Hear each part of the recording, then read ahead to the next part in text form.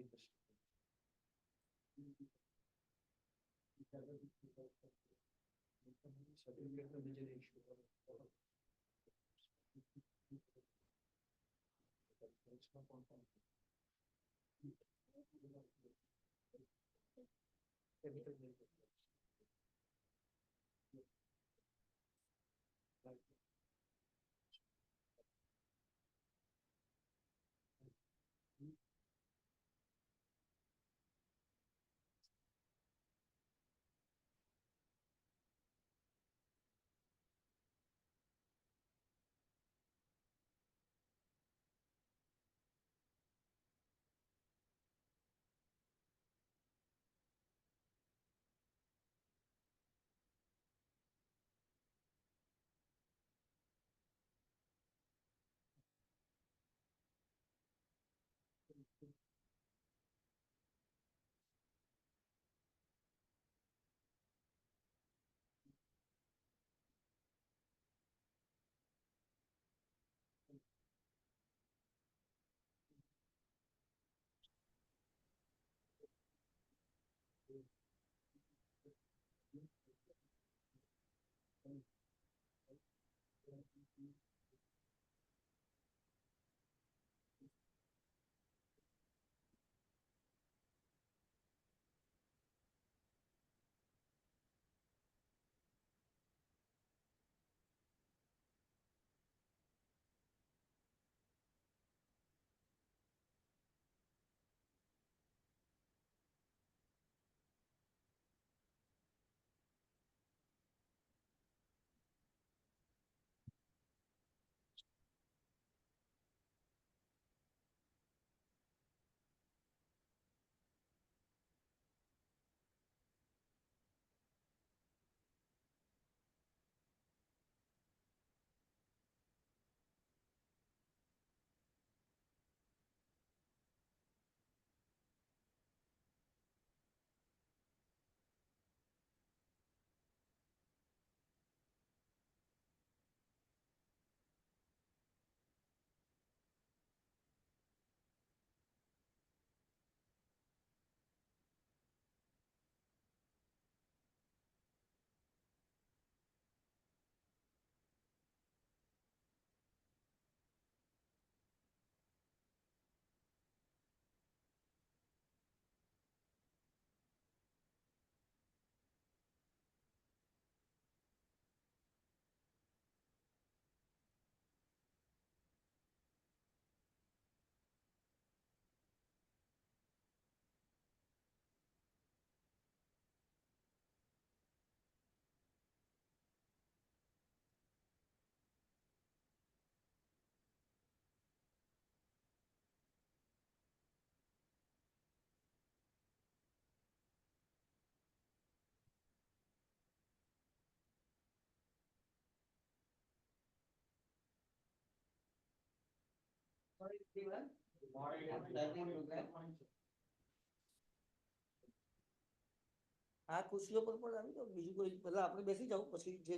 બચે ખુશીઓ પર તમે બધા આગળ જ આવી જાય.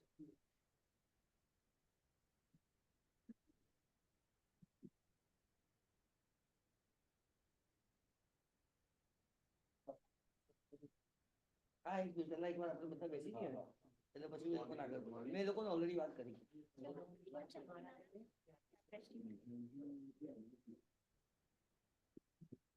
Morning, everybody. Due to heavy rain, we have shifted our program from seminar hall to conference hall. कुदरत के सामने सब लाचार. That's very good.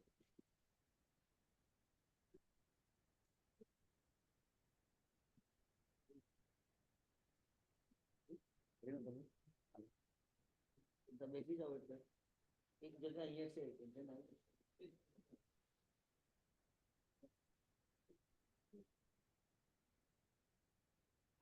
लिंक बदला है ना, लिंक अभी आपका लिंक है. Sir, you want a link? हाँ, because the speaker will need the link. भाई link मैंने forward कर दी. हाँ. नहीं हमने भेजा. I'll forward to you.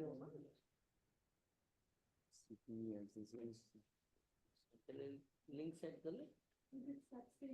સિંહભાઈ કોટાડી.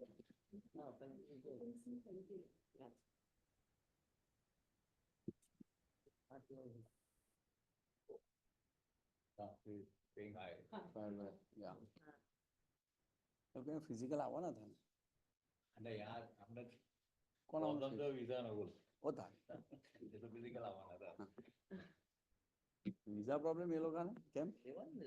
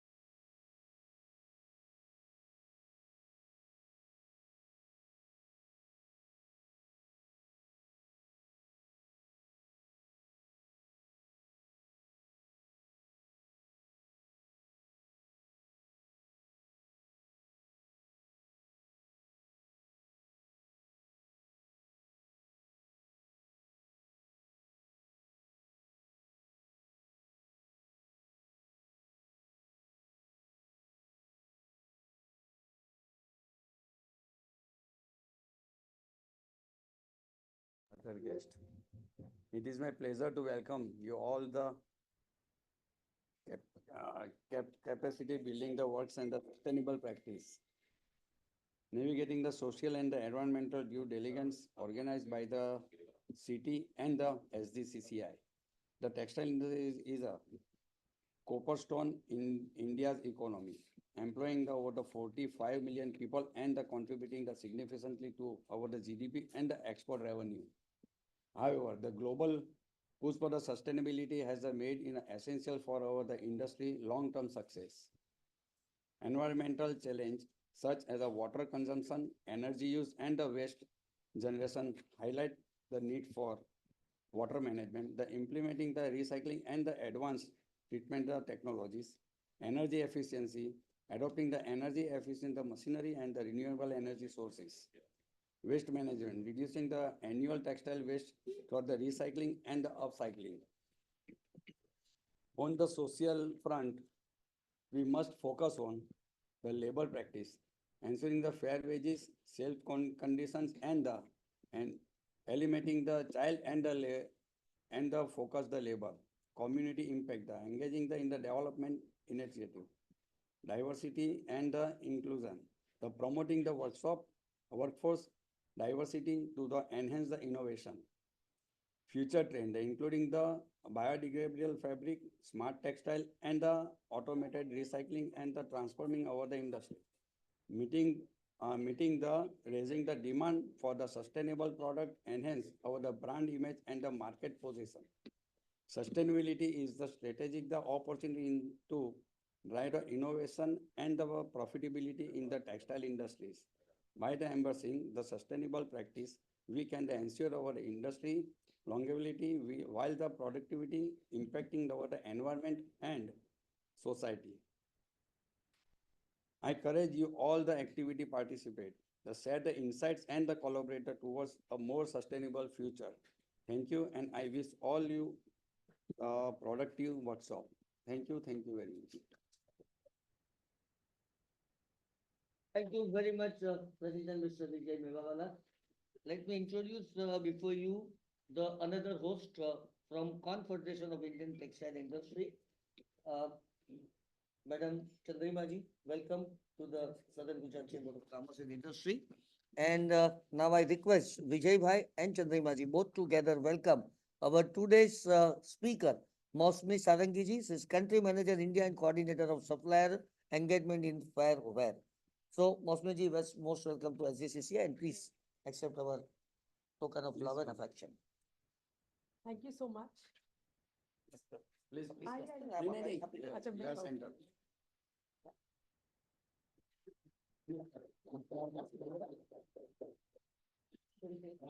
Textile bouquet. These are not flower, that's it, what this is textile. So we Thank have you so much. The manufacturing in the flower bouquet. Very good. Thank you so much. That's Really very good, appreciate it. Yeah, thank you. In all the events, not only this. Thank This you. is a sari. Thank you so much.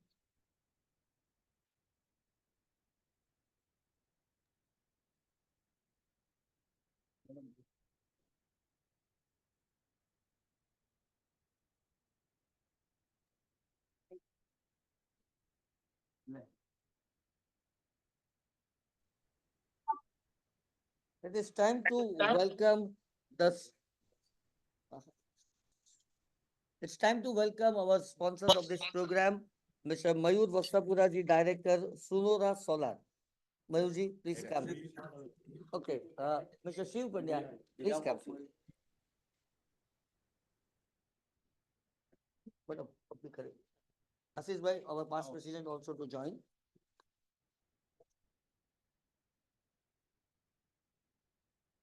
Thank you very much.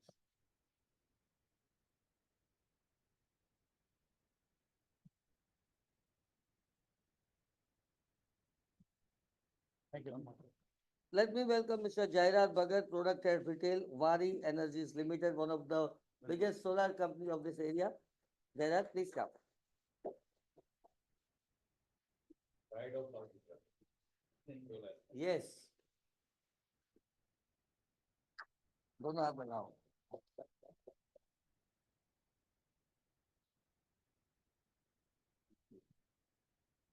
Welcome.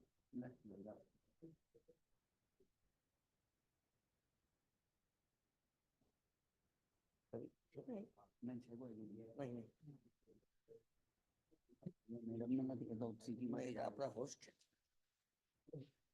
વરસતા વરસાદની વચ્ચે આટલા બધા પાણીના ભરાવાની વચ્ચે પણ જેટલા મિત્રો ઉપસ્થિત થયા છે બધાનું હાર્દિક સ્વાગત કરતા અત્યંત આનંદ થાય છે.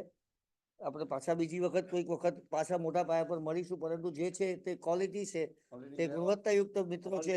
Already So- 170 plus registration was there, પણ અનફોર્ચ્યુનેટલી આપણે આ વરસાદને કારણે થોડી તકલીફ, અને મેડમ ઓલરેડી આવી ગયા હતા એટલા પછી આપણે આ anyway, let's go ahead with the agenda, and I request Chandrima Chatterjee ji to overview of sustainable practices navigating social and environmental compliances.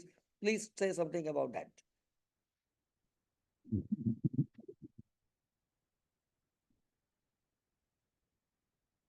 धन्यवाद निखिल जी, विजय जी, आशीष जी तो हमारे साथ हर वक्त है ही।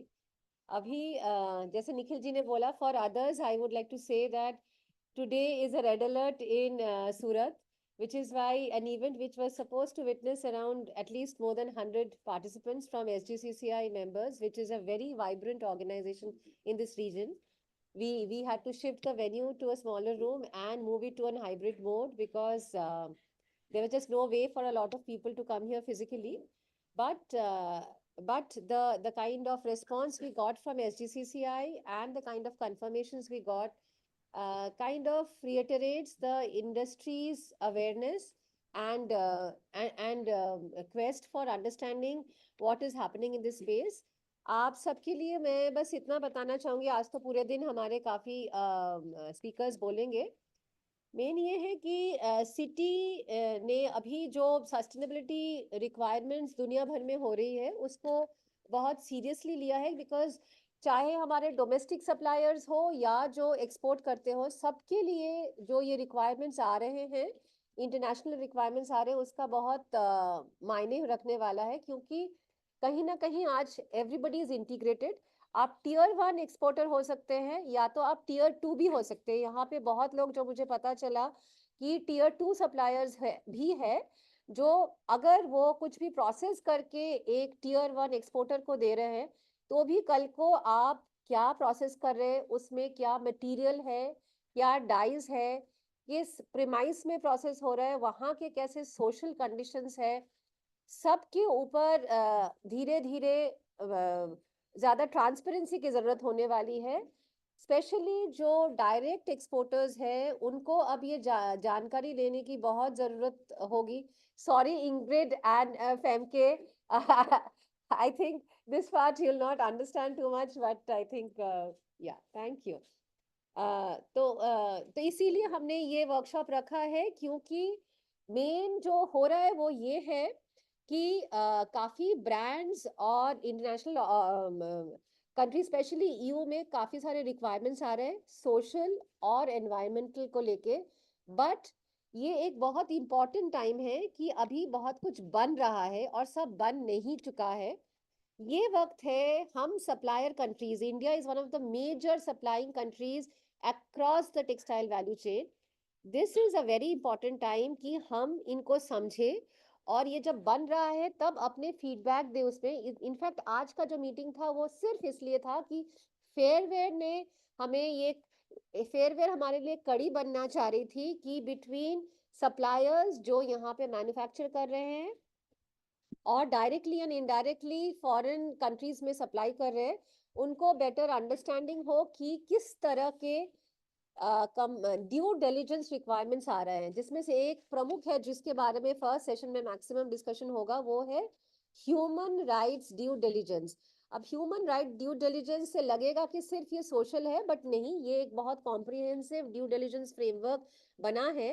बट एक बहुत इंपॉर्टेंट बात है कि ये अभी तक जितना बना है ये बायर्स एंड ब्रांड्स को मद्देनजर रखते हुए बनाया गया है, उनके रिक्वायरमेंट्स को लेके बनाया गया है. बट सिंस सप्लायर्स को मेनली इसको फॉलो करना होगा, जितने ब्रांड्स के रिक्वायरमेंट्स है वो मैक्सिमम सप्लायर्स के थ्रू ही आएंगे.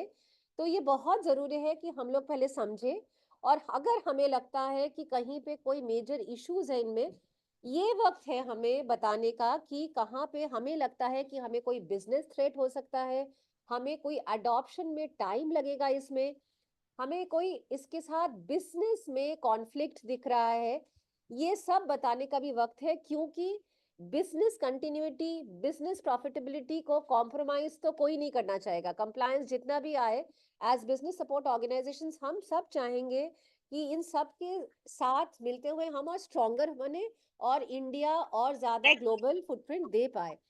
तो ये जो हमने हम इनफैक्ट यहाँ से शुरू कर रहे हैं एसजीसीसीआई से, पर हम काफी और जगहों पे ऐसे क्लस्टर लेवल ट्रेनिंग प्रोग्राम्स रखेंगे, जिनका मुख्य उद्देश्य ये है कि हम सप्लायर से समझे कि ये जो एचआरडीडी का रिक्वायरमेंट है, या जो बाद में अगले सेशंस में एनवायरनमेंट की रिक्वायरमेंट के ऊपर बातचीत होगी, इसमें कहीं पे आपको कोई बिजनेस इश्यूज दिखता हो, कोई कंप्लायंस इश्यूज दिखता हो, आपको लगता है कुछ चीजें, कुछ डेटा कलेक्शन में, कुछ डेटा डॉक्यूमेंटेशन में आपको हेल्प चाहिए, समय चाहिए, ये प्लीज जरूर आज रखिएगा. फेयरवेयर इधर हमारे साथ है, आरआरएम एक और ऑर्गेनाइजेशन है, काफी और ऑर्गेनाइजेशन जुड़ी हुई हैं आज हमारे साथ. ये सब यही थोड़ा जानना चाह रहे हैं कि सप्लायर्स इनको कैसे ले रही हैं, कैसे अडॉप्ट कर सकते हैं, और उनको इनमें क्या प्रॉब्लम है. तो आज का पहला सेशन में फेयरवेयर अलॉन्ग विथ हमारी जो टीम नेदरलैंड से ज्वाइन कर रही है हमारे साथ, वो बोलेंगी इसके जो लीगल फ्रेमवर्क्स है, इसका जो ड्यू डिलिजेंस फ्रेमवर्क है उसके बारे में. और सेकंड सेशन में RRM is our knowledge partner, ZDHC भी आ रही है. तो ये दोनों बड़े ऑर्गेनाइजेशंस है जो regulatory compliance, specially chemical compliance processing sector के लिए बहुत रेलिवेंट है. इनको क्या जरूरत है आने आगे वाले दिनों में आने वाली है. आज के दिन में आई एम श्योर जो भी प्रोसेसिंग में है वो रीच वगैरह के साथ तो बिल्कुल वाकिफ हो चुके हैं, बट आगे वाले दिनों में और नए कुछ रिक्वायरमेंट्स आ रहे हैं. इन सब में भी गॉड्स हो, रीच हो, इन सब में बहुत कुछ और नया रिक्वायरमेंट्स आ रहे हैं. इन सब के बारे में जाने, इसके लिए आज का ये सेशन रखा गया है. उम्मीद है कि आज तो हम बहुत कम लोग जुड़ पाए, बट एसजीसीसीआई बाद में जो भी इसके डिस्कशंस हो उसको अपने मेंबर्स तक भी लेके जाएगी, क्योंकि हम चाह रहे थे कि इन वर्कशॉप से हमें ज्यादा से ज्यादा टीयर 2 भी और टीयर 1 सप्लायर्स के थोड़े फीडबैक मिले कि how they are perceiving the due diligence frameworks that are coming. कुछ फ्रेमवर्क्स तो ऑलरेडी लागू हो चुके हैं जर्मनी में और एक दो कंट्रीज में, बट और 27 कंट्रीज में अभी बन रहा है जो धीरे धीरे रोल आउट होगा. तो फिर से मैं बस यही रिएटरेट करना चाहती हूँ कि ये वक्त है कि हम सप्लायर्स समझे इंडियन टेक्सटाइल इंडस्ट्री पे क्या इसका इम्पैक्ट होगा और इसके लिए हमें क्या जरूरत है जो हम उनको रख सकते हैं। थैंक यू, ये बता। Uh, Thank you very much, Rima ji. And now we have with us our two sponsors. So I request Mr. Shiv Pandya, Vice President, Unique Sun Power LLP, Sonora Solar, for his corporate presentation. Shivji, welcome. Thank you, sir. Should I join from there or? Hey, Bye, Tamu.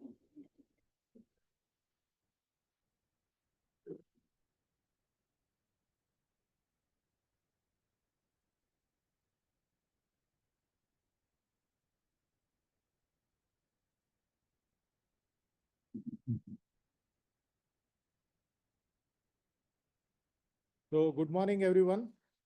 Myself, Shiv Pandya, working as Vice President at Sonora Solar. First of all, let me thank you, CT and SCCCI, for giving us opportunity for becoming a sponsor for this event. This is very important event for us because in today's world, everyone is looking for renewable energy.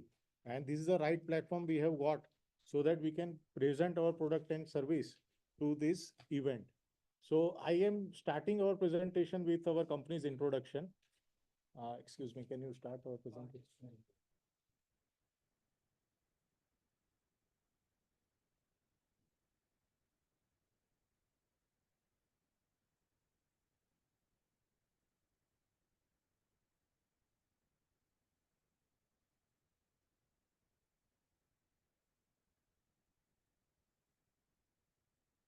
Yeah, so Sonora Solar is one of the leading solar module manufacturer and EPC company in the India. So our company is based out of Surat. We have the manufacturing facility nearby Kim, and I will show you the our factories video.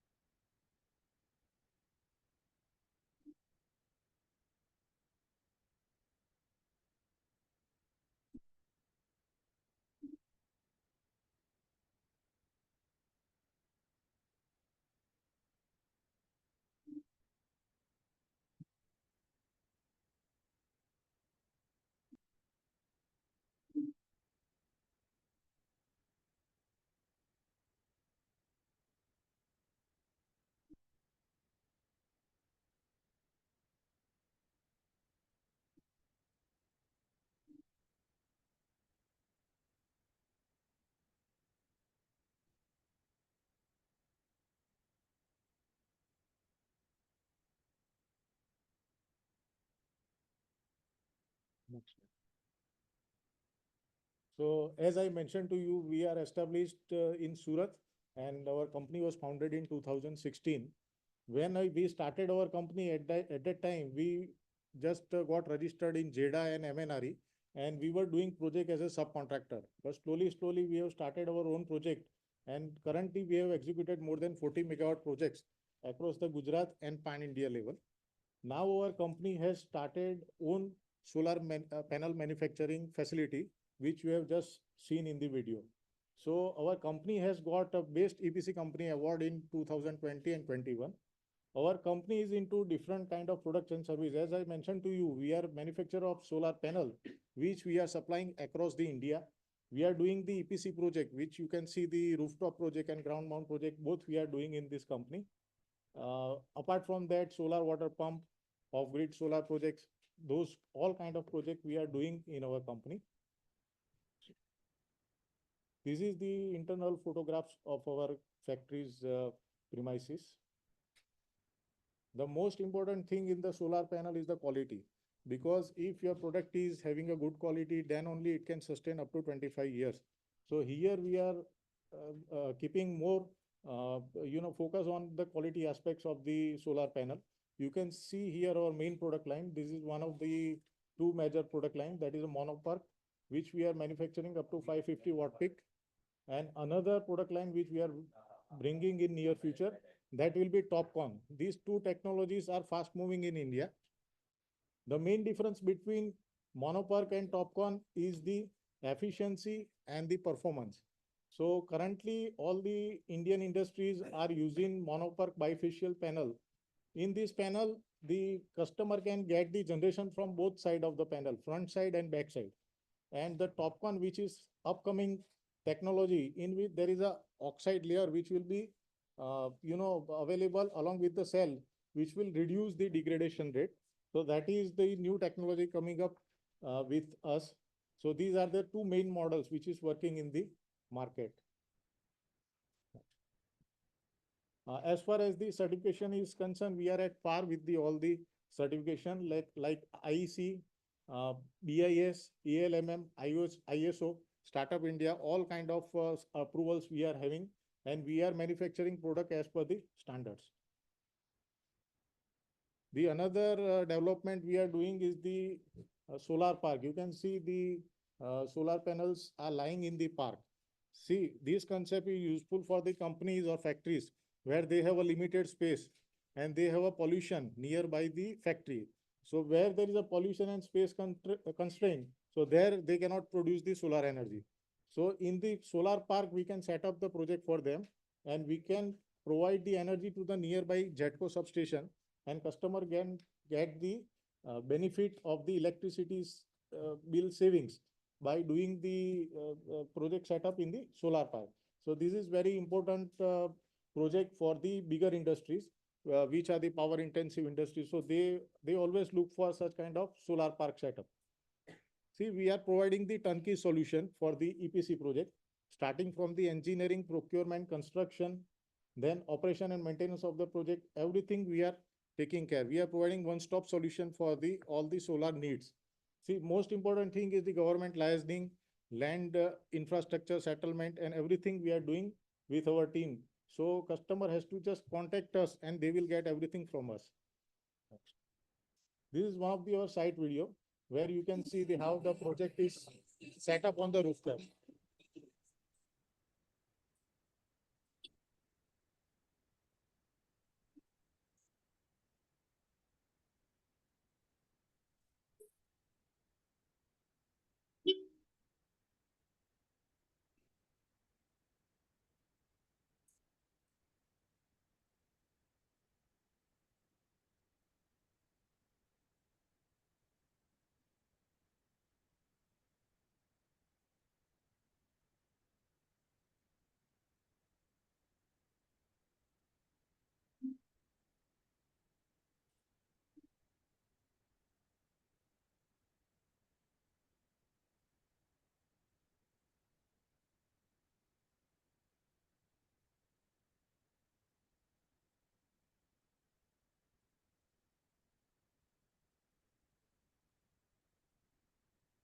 So in this slide, you can see the generation data of the solar project. There are two projects generation data we have mentioned here. One of the project Riddhi Corporation and another is A Texture. These both projects are located in Surat itself.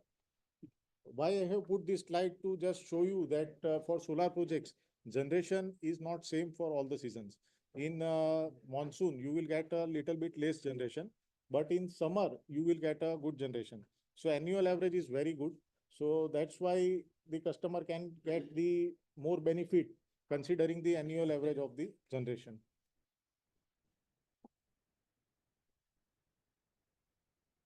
See, why one has to choose the Sonora Solar? What are the main qualities of our product? So, as I mentioned to you earlier, we are mainly focusing in the quality aspects. So whatever the raw material we are buying, we are doing all kind of inspection from the factory, like raw material placed to the factory dispatch level.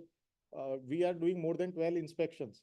So we ensure that the quality product is delivered to the end user. Second thing, we are doing innovative, sorry, we are doing innovation in our product line to ensure that our customers are getting better and better product, uh, throughout the life of the project. Third thing, we are providing one-stop solution.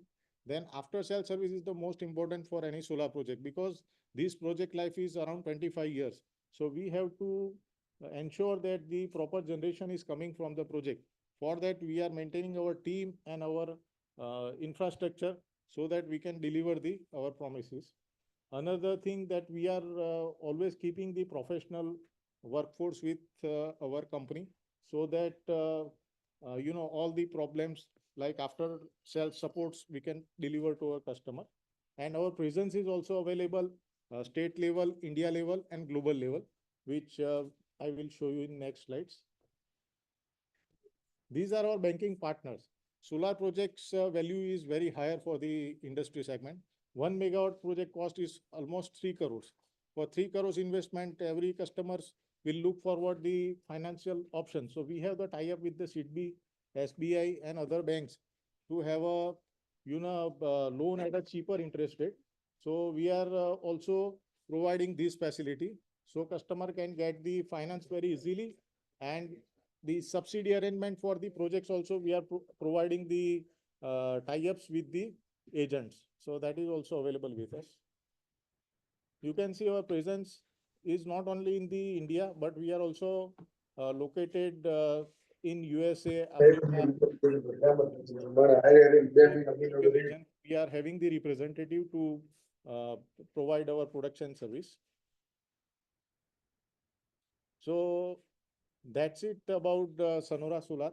So I have just given the brief introduction about our company. If any questions, you can come to me after the presentation. Sure, wish you all the best. Thank you, sir. Thank you. Sir. And जैसे install करते थे आप मानो के highway land for the तो मानो के install आपने एक बार कर दिया तो each and everything Yeah. Government license Yes, everything. Starting from land identification up to, yes, and then end user. yes, everything. Sir एक लास्ट क्वेश्चन है कि Yes. कल जो बजट में आपके लिए प्रोविजन हुई है क्या फायदा होगा आपकी? Main thing, it is beneficial for the residential client, because PM has announced a good amount of subsidies for free units for the household. So that is a very good thing. And for industrial user, there is already subsidy provision is there. There is an interest subsidy for up to 5%. And then another thing, GST rebate is available. So they can claim the GST back into the project. No, capital subsidy is not available. That is available only for the government projects. There is a KUSUM scheme where any investor can invest in the project and they can sell energy to the government. In that project, there is a subsidy 1 crore 4 lakhs per megawatt. So there is a capital subsidy. Yes. हाँ कर सकते हैं, subsidy है उसमें. Self consumption के लिए नहीं, self consumption interest subsidy है. कैपिटल सब्सिडी गवर्नमेंट का फिर मंथली पेमेंट आता है या क्वार्टरली? हाँ सर, वो PPA में लिखा रहता है, there is a power purchase agreement. So mostly they are providing the payment monthly only. मतलब वो हमको क्लेम करना पड़ता है. There is a PPA between the investor and the government for 25 years of the 10 years. जो customer इसमें interested है कि गवर्नमेंट को सप्लाई करे, वो तो लोग फॉलो करते हैं. Yes, everything we will take care. Yes. So generally they are benefiting, so we will get also benefit of their income. We will get that sponsorship from the solar. Sure. Thank you. And now it's time for Mr. Jairam. Your seminar required for the general members. Yeah, definitely we will do it again, sir. Product head, retail Bari Engineer Energies Limited, Jairam Bhagat will present his corporate presentation. So, hello everyone, good morning. First of all, thank you, Mr. Vijay, Mr. Nikhil, and Mr. Ashish for providing us this opportunity to become the sponsors for this event. And generally, thank you to all the members of the SGCCI. I am Jairaj Bhagat and I lead the C&I EPC business at Wari. Mr. Vijay mentioned about renewable energy in his speech, and that is testament to the fact that how important renewable energy is in this day and age. Can someone tell me who is the brand ambassador of solar energy currently? Anyone, please. PM Narendra Modi. Exactly. On 22nd of January, after the Ram temple inauguration, Pran Pratishtha, in the evening, he launched this PM Suryagar Yojana, which will be giving 75,000 crore allocation of subsidy for electrification of solar electrification of 1 crore households in India. And you know, before this announcement, the main problem with solar industry was awareness, right? People didn't know about solar energy, and with Mr. Modi as the brand ambassador, now we have that impetus with us to really push forward with this target of 500 gigawatt by 2030. Now, till now, we in India we have done around 150 gigawatt of renewable energy, like cumulatively all of us, right? The entire solar industry, and which accounts for 33% of overall electricity capacity in India, right? Wari Energy, so I am from Wari Energies. We are the largest solar module manufacturers in the world outside China companies, right? And obviously in India as well. We have currently module manufacturing capacity of 12 gigawatts, and it is slated to become 20 gigawatts in the next 1 year. We are also planning backward integration of our cells, right? In a module, there are multiple raw materials that are required, which are currently being imported from China. So we are also starting our cell manufacturing of 4.5 gigawatts in the next 2 months. So we are at the same time backward integrating. Before a solar cell, there are solar wafers and ingots as well. So we have procured a land in Odisha for a fully integrated manufacturing power plant of 6 gigawatt in Odisha, right? And we have procured that land, and we have I think in the next 2 years we'll be operational there as well. So we have huge plans as a company. That is testament to the fact that the second best solar module manufacturer is not even half of Wari, which is around about 4 gigawatt of capacity as compared to 12 gigawatts. You can start the presentation. The next slide, please. So we are a 34-year-old company, right? And we were erstwhile module manufacturers, but now we are looking to foray into entire energy solutions company, not only manufacturing in modules. So, as I mentioned, that we have a module manufacturing capacity of 12 gigawatts, and we are Bloomberg Tier 1 solar manufacturer. We are listed in Bloomberg as a Tier 1 solar module manufacturer. And we have currently manufacturing 4 manufacturing plants. So આપણી કર્મ ભૂમિ અને જન્મભૂમિ સુરત છે. સુરતથી we started our solar business way back. I think in 2005 2007 we launched our first factory in Sachin, right? So it is basically we grew from here, and now we have 4 manufacturing plants. Our mother plant is in Chikli, which is around 9 gigawatt of capacity. We have 2 more plants in Tum, which is near Billard, and 1 more in Nandigram, which is again near Vapi. So, and obviously in Sachin as well. So totally 4 manufacturing plants. Recently, we have acquired Indo Solar, which is in North, 1.2 gigawatt of capacity, which is for catering to our northern customers, right?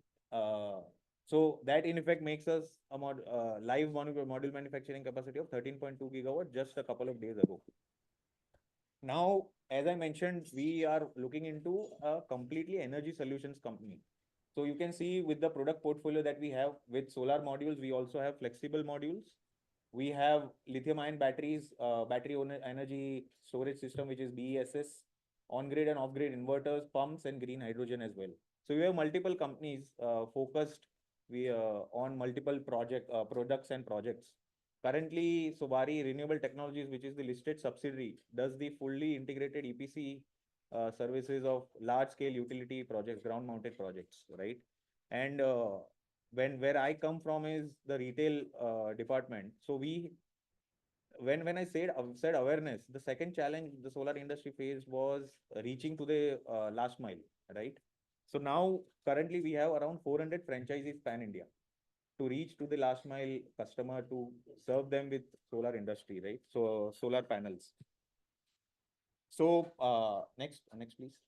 So quickly coming on to the EPC services, and where you guys can contribute to becoming a green company, right? When you install solar in your factory or your own warehouse, you textile industry will become one of the pioneers in achieving this huge on mammoth target that the government has set.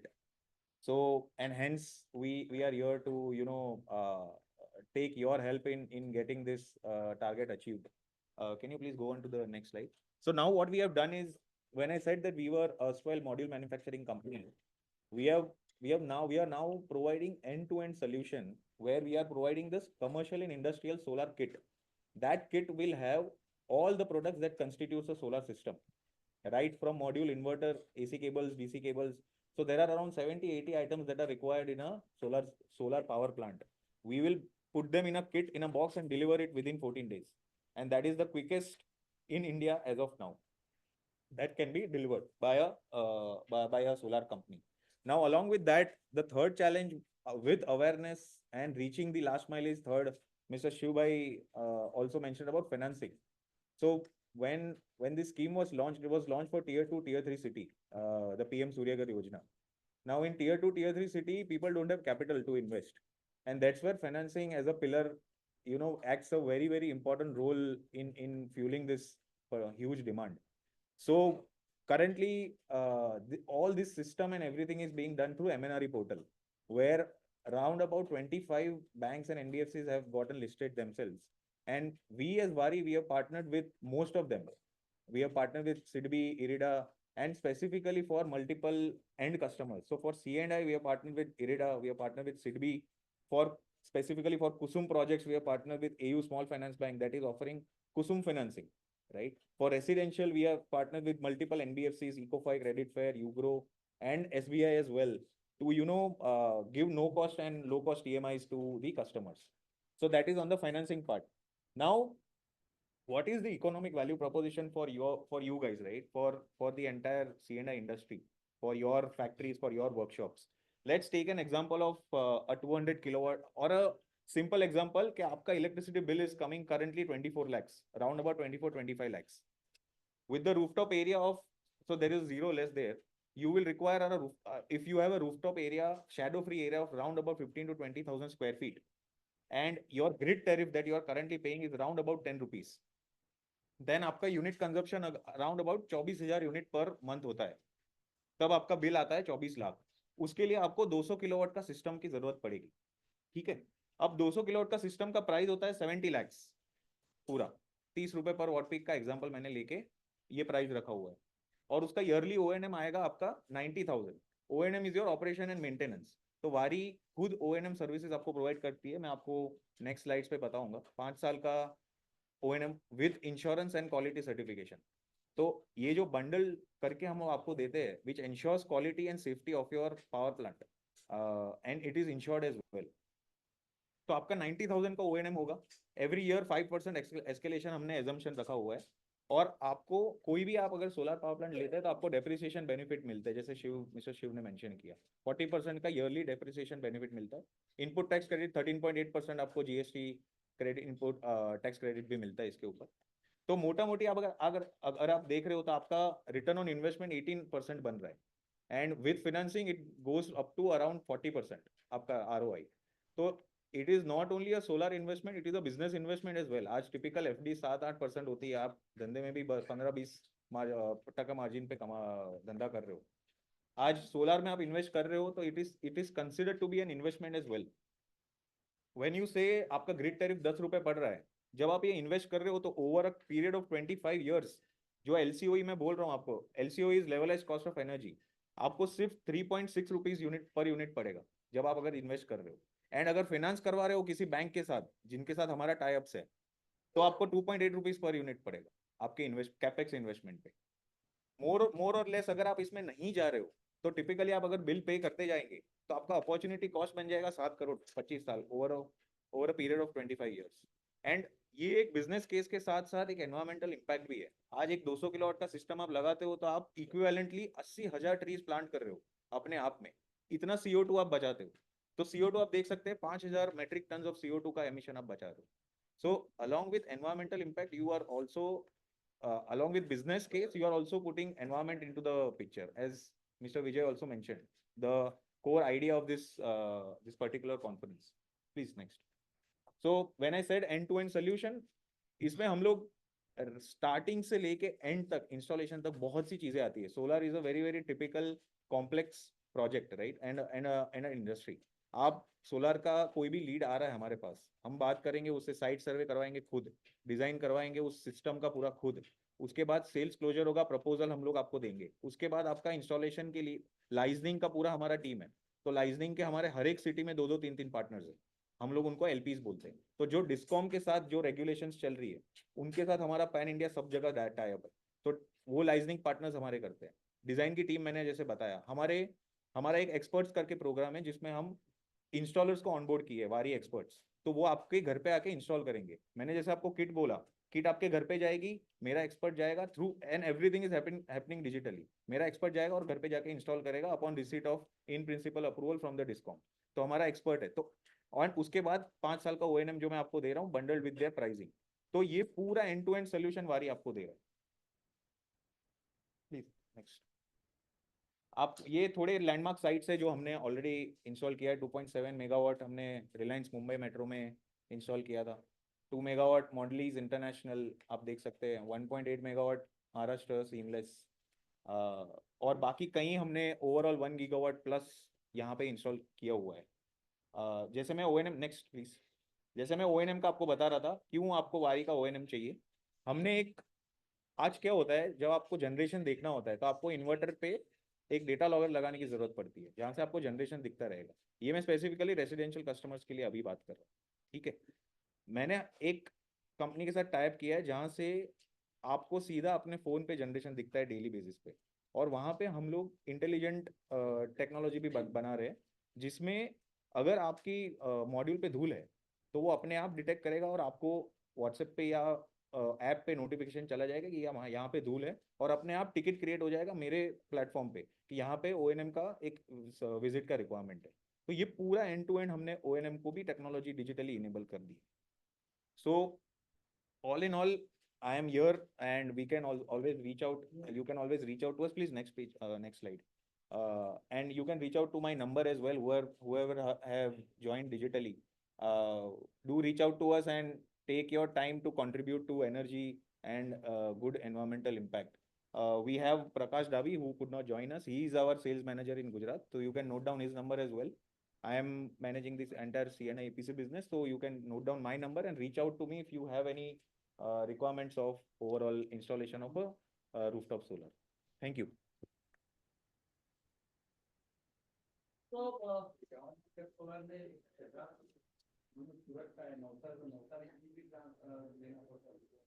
इसमें दो चीज आती है, CTU आता है, एक central transmission का अगर आपको जगह को है तो आप कहीं पे भी ट्रांसफर कर सकते हो, आउटसाइड स्टेट भी कर सकते हो, बट स्टेट का आपका ग्रिड है सब स्टेशन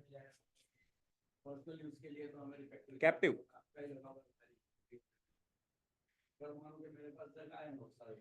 आप लगा सकते हो, यस। उसको देखो, अभी क्या है ना, गवर्नमेंट, हमारी इंडस्ट्री भी काफ़ी नई है अभी, तो स्लोली एंड स्टेडीली काफ़ी अच्छे हमारे पॉलिसीज एंड रेगुलेशंस भी इस पे बन रहे हैं, एवर इवॉल्विंग है। US चाइना यहाँ पे बहुत सोलर लग चुका है। अभी एक फीडिंग टैरिफ का कॉन्सेप्ट है, तो सोलर एज एन इन्वेस्टमेंट के आपके पास जगह पड़ी है तो आपने सोलर लगा दिया, आप खुद कंज्यूम नहीं कर रहे हो, आपने सोलर लगवा दिया और वहाँ पे आपने सपोज 100 मेगावाट का आपने प्लांट लगा दिया, आपके पास अगर कैपिटल है तो 100 मेगावाट बहुत बड़ी बात हो गई, 5 मेगावाट का लगा दिया। तो एक फीडिंग टैरिफ करके कॉन्सेप्ट है, जब आप गवर्नमेंट को ग्रिड में सप्लाई दे रहे हो तो आपको एक यूनिट रेट के ऊपर आपको मंथली कैश फ्लो आ जाएगा। जैसे आप कोई रिकरिंग डिपॉजिट में इन्वेस्ट करते हो तो मंथली आप कर सकते हो, राइट, आपको जो रिटर्न मिलता है। सिमिलरली इधर भी ऐसा ही है कि आप एक इन्वेस्टमेंट कर रहे हो, बट ये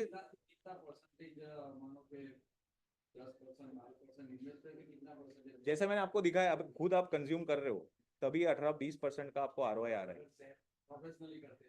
ये साइड टू साइड डिपेंड करेगा, क्योंकि कितना जनरेशन आपका हो रहा है उस साइड पे, क्योंकि हर एक साइड पे अलग जनरेशन होता है, भले मॉड्यूल सेम है, क्योंकि जब आप देखते हो तो सनलाइट, वेदर, बहुत सारी चीजें मैटर करती है जनरेशन के टाइम पे, और आप किस प्रोमिनेंट रेट्स पे ले रहे हो आपको मिल जाएगा 26-27% का ROI आराम से मिल जाएगा उस प्लांट पे। बट उस पर भी डिपेंड करता है कि आपका डिस्काउंट आपको फीड इन टैरिफ कितना दे रहा है। आज 2-3 रुपए अगर पर यूनिट दे रहा है या 4 रुपए दे रहा है, तो उसके ऊपर आपका रिटर्न डिपेंड करता है। आपका इक्विटी कितना है, डेट कितना है, उस पावर प्लांट में आपने फाइनेंस करवाया है, खुद पैसा डाला है, बहुत सी चीजें मैटर करती है। बट पॉसिबल है ये चीजें, स्लोली स्लोली रेगुलेशंस भी आ रहे हैं, इस पे पॉलिसी भी बन रही है। ग्राउंड माउंटेड पे ऑलरेडी हमने, जैसे मैंने बताया, अराउंड 60-70 गीगावाट ऑलरेडी कर दिया है इंडिया ने सोलर में।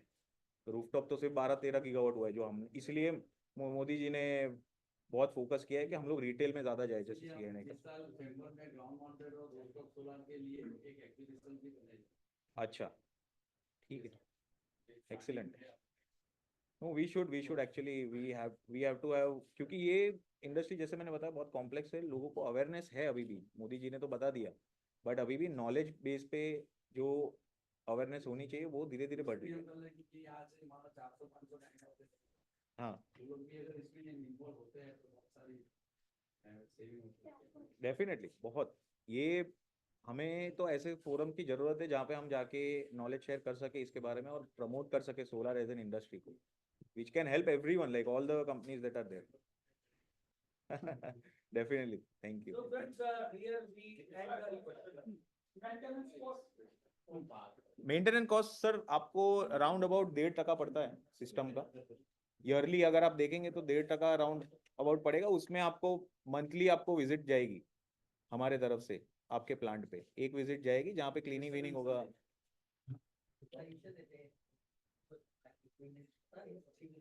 तो 1.5% अराउंड, जैसे मैंने बताया, 90,000। आप 200 किलोवाट का प्लांट लगाएंगे तो 90,000, अगर 25 लाख का बिल आता है तो 90,000 ईयरली आपको O&M पे करना होता है।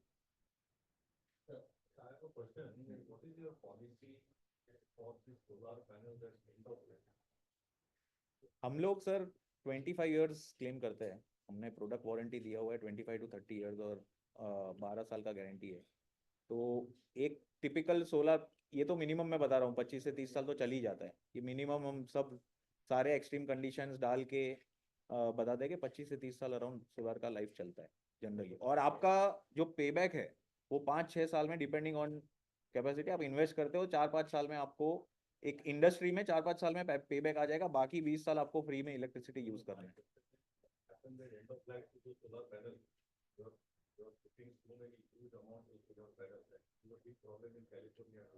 Yes, definitely. Exactly, sir.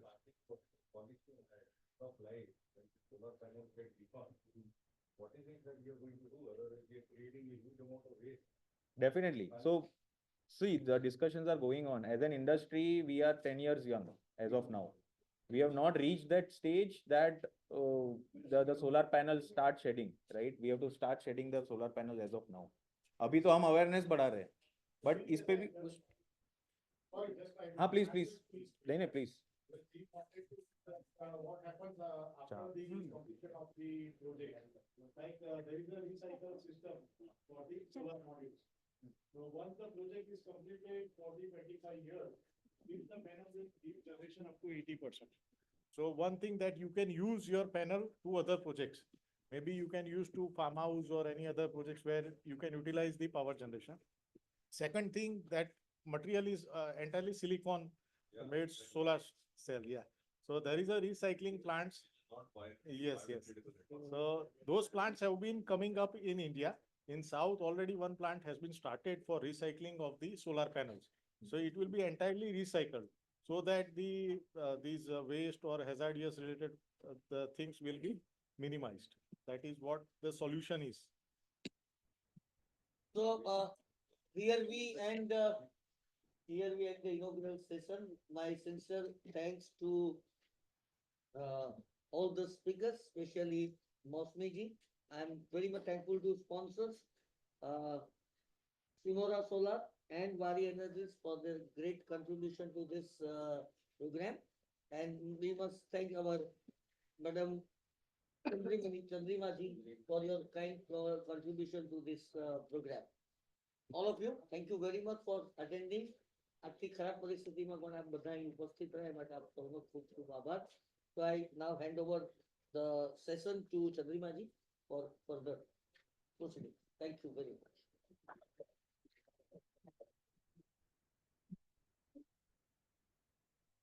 I think, thank you. Hopefully, Raja.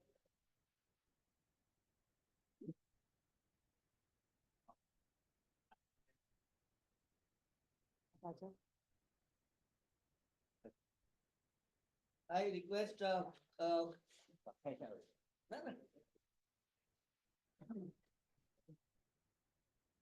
Our past president, Ashish Gujrati, will take over the another session with Chandrima.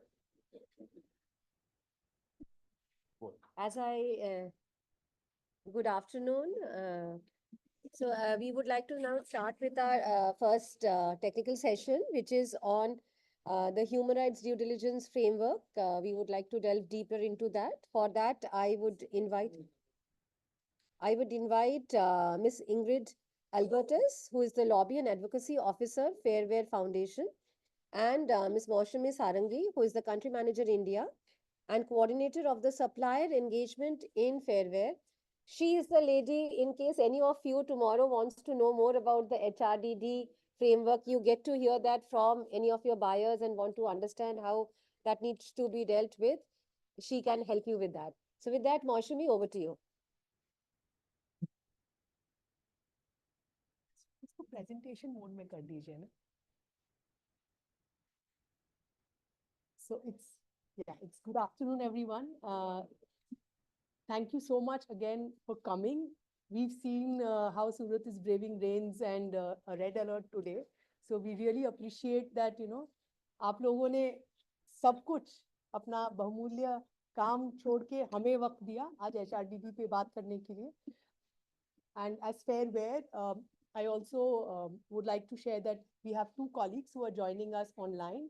Ingrid from Germany and Femke, who's also looking at global supplier engagement for Fairware. And I hope we can make your afternoon until lunch full and worth braving the rains and coming to the session today. A little bit about who Fairware is and हम आज यहाँ क्यों आए हैं, क्योंकि ये हमारा शायद पहला परिचय है एज ऑर्गेनाइजेशन कि फेयरवेयर कौन है, और SDCCI के साथ भी ये हमारा पहला वर्कशॉप है. सिटी के साथ हमने पहले इंगेज किया है and many thanks city, specially secretary general Chandrima Chatterjee ji, कि जिन्होंने हमें कनेक्ट किया, being the connector. And I think as an association that's a very important role कि आप कनेक्ट करें information and knowledge to suppliers, because कभी कभी इंफॉर्मेशन आते आते लेट हो जाता है, जब तक हम उसका बेनिफिट ले पाते हैं वो वक्त निकल चुका होता है. तो I think it's the right time today जब हम यहाँ पे हैं. Just in the interest of time मैं क्विकली आप लोगों के साथ शेयर करूंगी कि फेयरवेयर कौन है और मैं यहाँ क्यों आई हूँ अपने कॉलीग्स के साथ. Next, please. Next. So Fairware is a Dutch multi-stakeholder organization. Fairware is based out of Netherlands and has started in 1999. जब हम MSI कहते हैं उसका मतलब क्या है? MSI इसलिए है क्योंकि हमारा जो गवर्नेंस है, जो हमारा बोर्ड है, that has representation of 50% industry, 50% civil society. That means हम कुछ भी करते हैं in the supply textile, in that supply chain, it's not either or. ना ही हम activist हैं जो naming and shaming करते हैं, neither हम fully capitalist हैं. So in a way that promotes business but also takes into consideration worker voices and worker rights. That's our main ethos and DNA. And what makes us credible is that हमारे पास around 140 European brands हैं जो हमारे members हैं, small and medium size members हैं, लेकिन हम facilitate करते हैं उनके काम को. हम उनको credit, उनको accredit नहीं करते. हम ये नहीं कहते हैं कि you are the best brand, क्योंकि हम very well aware हैं कि जो purchasing circumstances है वो हर season बदलती है, वो हर country बदलती है. आज हो सकता है सब सही है, लेकिन 2 महीने बाद उनकी practices कैसी होगी उसका हम certification नहीं कर सकते. And that's why we believe it's a continuous process, that we do not certify even our members. We say there is good members, members that need improvement, members that need termination. कि अगर आप सही काम नहीं कर रहे तो membership भी terminate होती है. Just because आप हमारे members हैं, हम जाके brands को वो प्लेटफॉर्म नहीं देते हैं कि नो ये बेस्ट इन द वर्ल्ड है, ये सब कुछ अच्छा कर रहे हैं, बिकॉज हमें पता है हकीकत कैसी है at supplier level. Also what is important as a DNA for Fair Wear is कि हम बहुत कनेक्टेड है प्रोडक्शन कंट्रीज के साथ. दो ब्रांड्स आर आवर मेंबर्स, हम उनके सप्लाई चेन में काम करते हैं. हम प्रोडक्शन कंट्रीज से कनेक्टेड है, connected with business associations in countries, connected with worker voices in countries. That makes human rights due diligence credible, क्योंकि this is amplified by voices from production countries. So ये global north heavy नहीं है, ये global south driven है. Next please. These are some of the members. So S. Oliver, Taco, Marco Polo, you know, some of the 130 plus members जो Fairware के साथ जुड़े हुए हैं, that you can see on this slide. What is important to note is, next please, that जो भी हमारा member बनता है, they sign up to the code of labor practices, and we have 8 of them, and these are derived from the UNGP and the ILO principles, which means that they commit to improving situations of both suppliers and workers in their supply chain.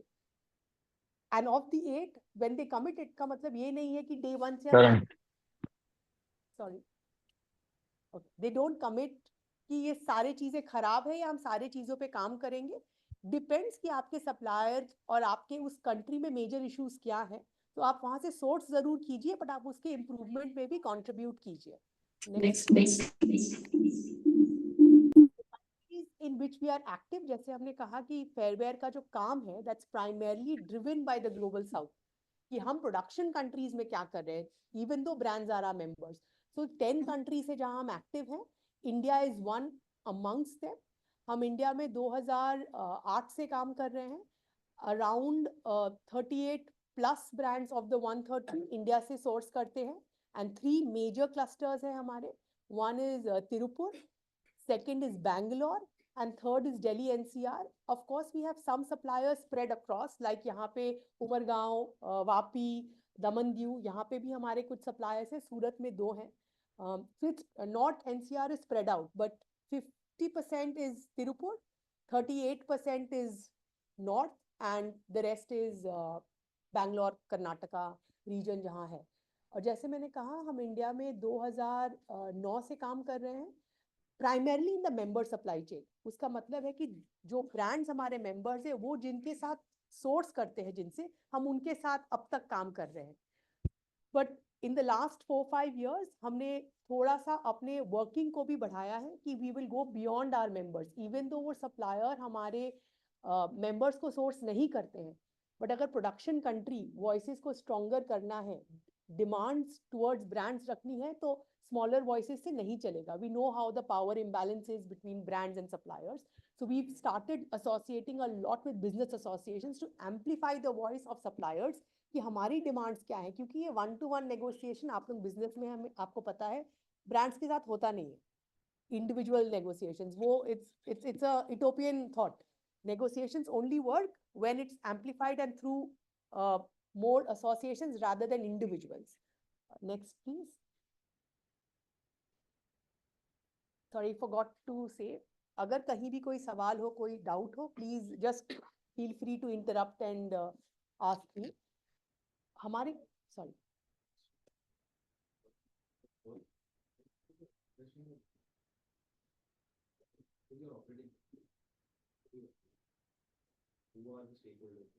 okay, no problems. So if you look at Fairware, we have 140 small and medium-sized European brands. That's one of our important stakeholders. But in production countries, the suppliers are a important stakeholder for us, क्योंकि brands के purchasing practices हम जब कहते हैं, I mean, कि यहाँ ये problem है, ये risk है, but वो risk आया कहाँ से? It is not automatically कि वो country risk है. ये purchasing power of and practices of brands जो हैं, वो major drivers हैं उन issues के. अगर आप सोचिए, आपके price आप एक 3 यूरो देते हैं एक टी शर्ट के लिए, फिर आप एक्सपेक्ट करोगे कि उसी 3 यूरोज में वेजेस भी कवर हो जाए, कंप्लायंस भी कवर हो जाए, ड्यू डिलिजेंस भी कवर हो जाए, ओएसएच भी कवर हो जाए और बाकी आपके जितने ऑडिट फैसिलिटीज भी कवर हो जाए. It is impossible to believe वो 3 यूरोज में होगा. फिर सप्लायर्स भी कॉर्नर्स कट करेंगे. I mean that's, I'm not, it's not a blame shame here game, but it's true. Suppliers will cut corners and then suppliers will find a way because suppliers are in the business of business. They've not come here to do social service, that we are 100% clear. Now, why are they cutting corners? Because you are not paying a fair price, there will never be a fair wage. There will never be better working conditions. So it's all correlated. हम कहते हैं overtime बहुत हो रहा है. अब overtime हो क्यों रहा है?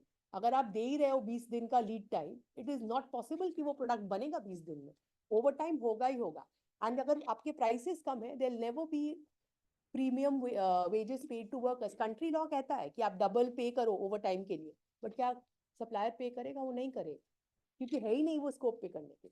Right. So everything is inter related and that is why हमारा प्रोडक्शन कंट्री का काम बहुत इंपॉर्टेंट है. that we are always informed कि ये क्या हो रहा है. तो इसलिए जब हम ऑडिट्स भी करते हैं, coming to our core interventions, तो हम अपने सप्लायर फैक्ट्रीज में असेसमेंट्स करते हैं, ऑडिट्स करते हैं. And audits are documents, OHS and worker interviews, both off-site and on-site. Second, we do trainings for both suppliers and workers. Third, we have a robust grievance access to remedy system in each of the 10 countries that we work in. India में ये 5 भाषाओं में है. And this is available to all member suppliers, both workers and suppliers. Confidential है, unless it's an issue of PF, जहाँ worker बोलता है मेरा PF नहीं मिला, उसमें हम confidential नहीं रख सकते, because that money has to come to the next person. But if say a worker says कि इस फैक्ट्री में बहुत ज्यादा ओवर टाइम हो रहा है, हमें प्रीमियम वेजेस भी नहीं मिल रहे, and then we look at कि प्रीमियम प्राइस पे किया गया था, because ये बोलना आसान है कि सप्लायर पे कर दो तुम, बट करेगा कहाँ से? So, and that's how I'm saying our production country work is very important. So this, and our audits are slightly different from the regular audits because that is connected to the brand performance check. So हमारे जो 130 plus brands हैं, उसकी annual सरल भाषा में audit होती है कि आपने क्या किया, आपकी परचेजिंग प्रैक्टिसेस कैसी थी, आपकी पॉलिसीज कैसी थी, आपकी प्राइसिंग कैसी थी. क्योंकि बहुत आसान है ऑडिट निकाल के बोलना सप्लायर ने ABCD नहीं किया, बट उसमें से शायद A और B इसलिए नहीं किया क्योंकि आपके A और B सही नहीं थे. So correlating brands work to supplier work is important and then finding out solutions. And our primary motto is that before disengaging, engage. ये कहना कि X supplier खराब है and going to another supplier, if your practices are same, the second supplier will be equally bad. So let us engage before disengaging, and that is why building brand responsible business conduct is again our prime important. And important is industry alignment. Like I said, fairware is again very small. We can create good microsites, but it needs to be scalable for the industry to have any constructive, sustainable, systematic change. That fairware alone can't do, and that is why we need organizations like yours, suppliers like y'all around the table to help us build that strong voice towards brand. So we be the face of those conversations, but we bring those issues up of the region. Again, not pointing out कि यहाँ ये particular supplier ने किया, वो supplier खुद भी नहीं करेगा. Saying कि मेरी ये issues है इस X brand के साथ क्योंकि business तो करनी है. Yeah. Question like, is it only related to the garments or other textile products too? So primarily, that's a good question. I should have also elaborated. So we are primarily working with brands that procure fashion, outdoor, workwear, and B2B business. So it's primarily exports, only exports first year, and textiles. Textiles, garments, that we have a small percentage of footwear, but that's about 1.5% of our total member work that is there.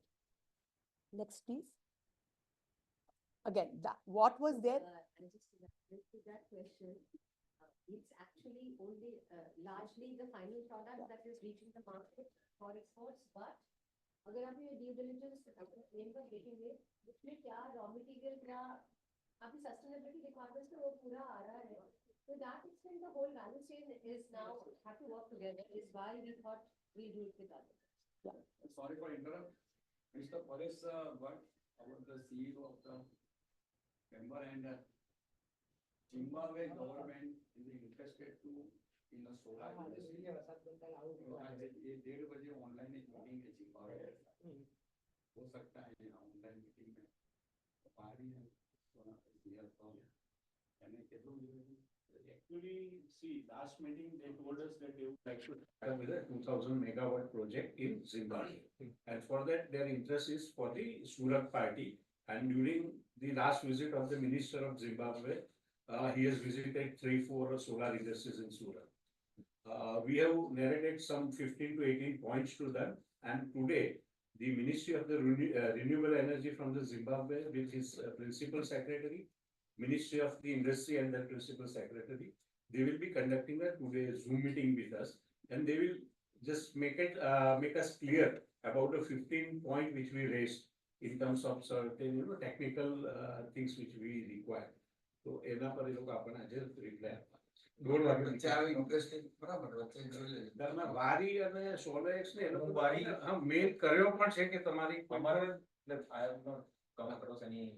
એટલે અમારે ત્યાંથી જે આપણે ત્યાં મેમ્બર્સમાં જે અમારી પાસે જે સોલારના આ એરિયાના જે પણ પ્લેયર્સ છે ને એ લોકોને એક અમે જનરલ ઇન્વિટેશન મેલ મોકલ્યો છે જેના મેલ આઈડી અમારી પાસે અવેલેબલ હતા કોઈકનું ઇન્ફો મેલ આઈડી હોય તો અમે એના પર લખ્યો છે કે ભાઈ હા ફોરવર્ડ કરી દો. હા આપણે કનેક્ટ કરીએ. કઈ વાંધો નહીં 1:30 વાગે મીટિંગ છે હું તમારી પાસે અહીંયા જ છે. અહીંયા So, what we mentioned, no, I mean, even if we are in the job work for any exporter, we will be under the compliance or this. It will come through when we do. So the previous slide focused primarily on what we want our member brands and their suppliers. This is speaking about more our industry collaboration, because the power imbalance between brands and suppliers is too big to ignore.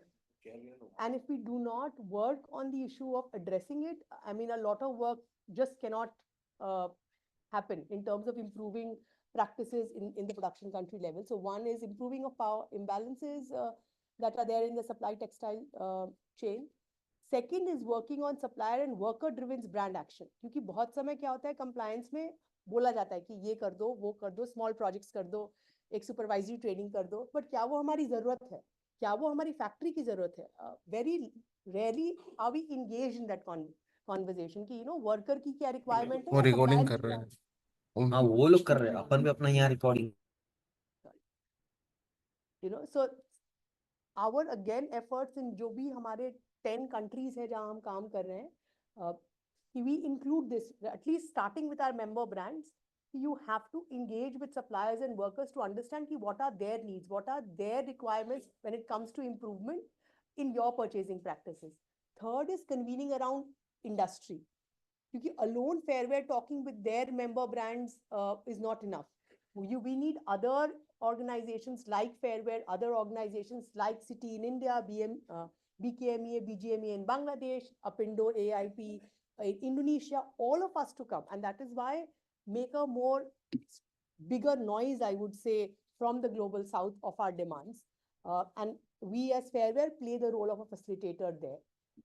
Again, connecting good practices to create that impact at both European level and southern level. Next, please. Yeah, I've told this, but I'm again repeating it that it has to be like our work has to be driven by production countries. Human rights due diligence is not something that is top down, cannot be something that is top down.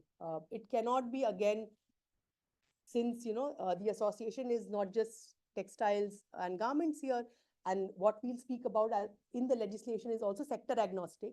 It cannot be Europe driven. It has to be led by us, but ye mauka hai, ye time hai. At the European level, it's been adopted in May 2024. And as Chandrima ji was saying, abhi 27 countries हैं Europe पे जिनको इसको अपने country legislations बनाने हैं. तो उसके लिए वक्त है. अब उनको वक्त अब से 2 साल दिया गया है to make it to their own countries. And EU is also now developing guideline, but EU को भी सारा कुछ नहीं पता है. So they are also looking at organizations like Fairware to tell them कि ये guidelines कैसे बने. And we, as Fairware, like we said, we believe 100% on production country led due diligence. Taking your voices कि हम इसको अपने लिए opportunity कैसे बनाए to fit into those guidelines. क्योंकि आ जाने के बाद बदलना मुश्किल होता है legislation, आपको सबको पता है. But बनने से पहले हमारे पास मौका है, यही मौका है आज से maximum next 2 years. आ जाने के बाद we'll only have to comply or follow due diligence. So let's use the time that we have from now to the time the law comes into effect. Next, please.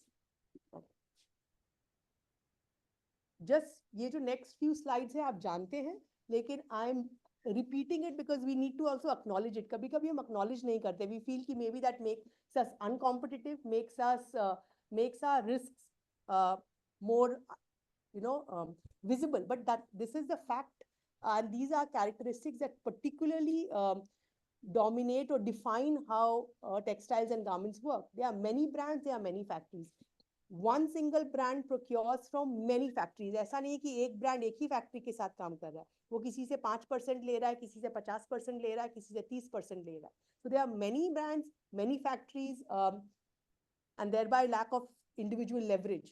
क्योंकि अगर आप change करना चाहें, आप किसी से 5 और किसी से 30 ले रहे हैं, आप जहाँ से 5 ले रहे हो, even if you're a good brand, you do not have any leverage to make any change. And even the suppliers hesitance कि ये relationship कितना चलेगा.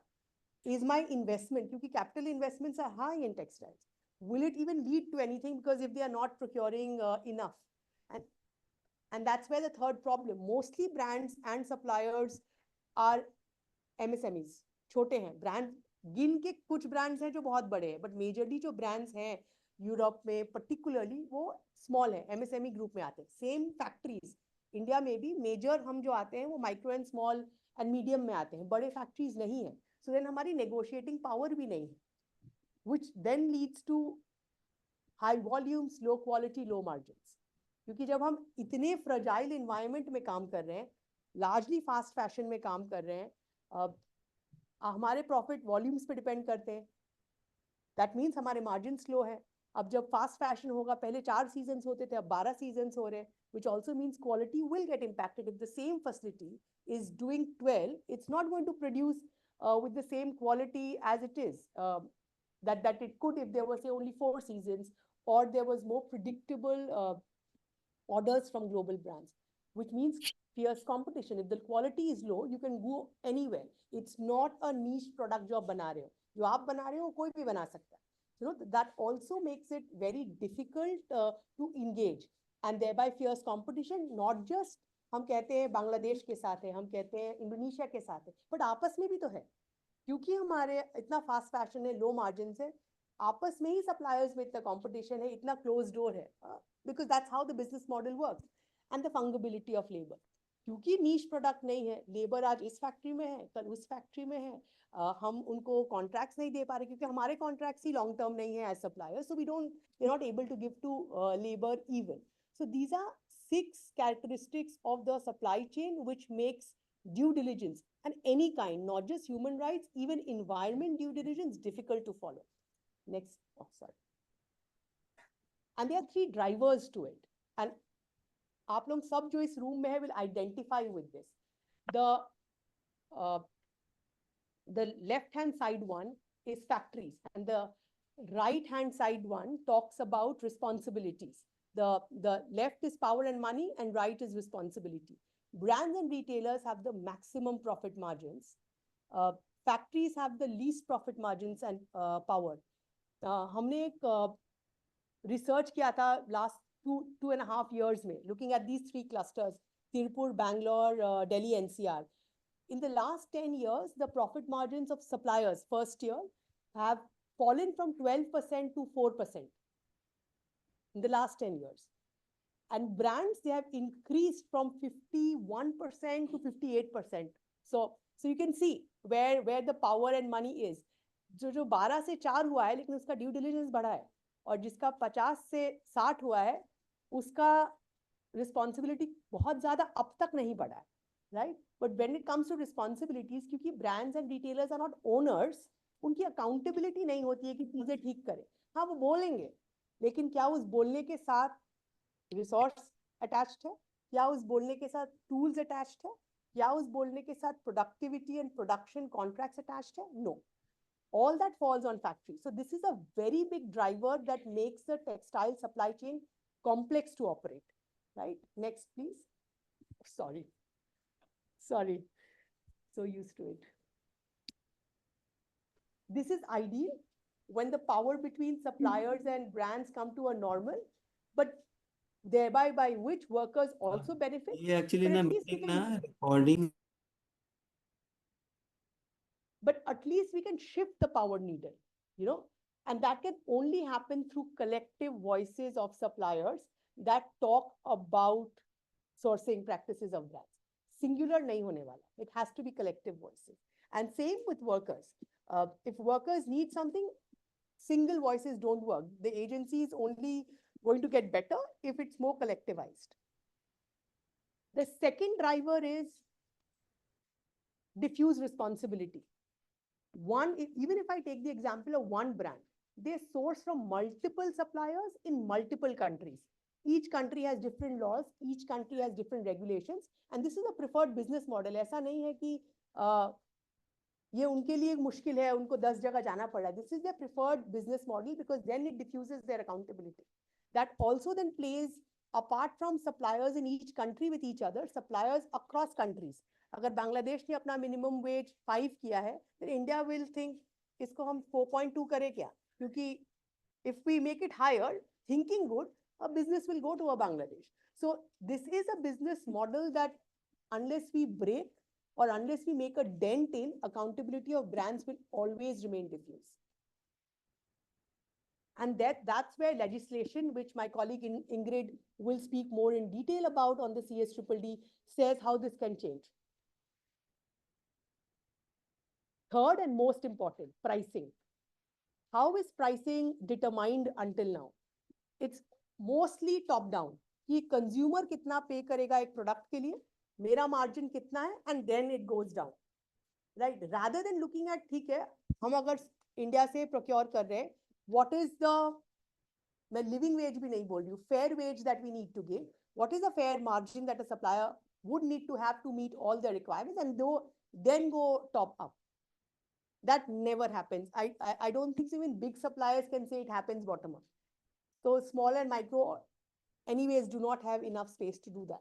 So pricing is bottom up, which should be bottom up. It's fairly top down in most cases. If I can pause and ask a question here, आप सबके factories में audits होता है? सबके में audits होता है? Who pays for those audits? Suppliers पे. किसी के factory में ऐसा होता है कि आपका brand या आप जिसको produce कर रहे हो, sell कर रहे हो, वो contribute करता है audits में? अच्छा, but सब आप पे करते हो, सब suppliers पे करते हैं, right? Due diligence ये change करता है, legislation इसको अलग तरीके से देखता है, जो आप आज थोड़ा और समझेंगे जब CSDDD की बात होगी. हमारा अपना research दिखाता है कि 75% of the times the audit is, paid by, 68% of the audits are paid by suppliers. Around 28% is co-finance, कि थोड़ा सा buyer दे रहा है, थोड़ा सा supplier दे रहा है. But largely audits are paid by, and multiple audits paid by suppliers themselves. If this others be? Sorry, others, this was who didn't want to reply. So we did it with 524 suppliers. One of them didn't want to speak about it. And just another a quick question around the table here. जब minimum prices बढ़ती हैं, minimum wages बढ़ते हैं in the country, how many of you all are able to negotiate it with your buyer? Minimum wages बढ़ा है मेरे cluster के लिए, if prices can increase. MSME cannot. Nobody, Nana?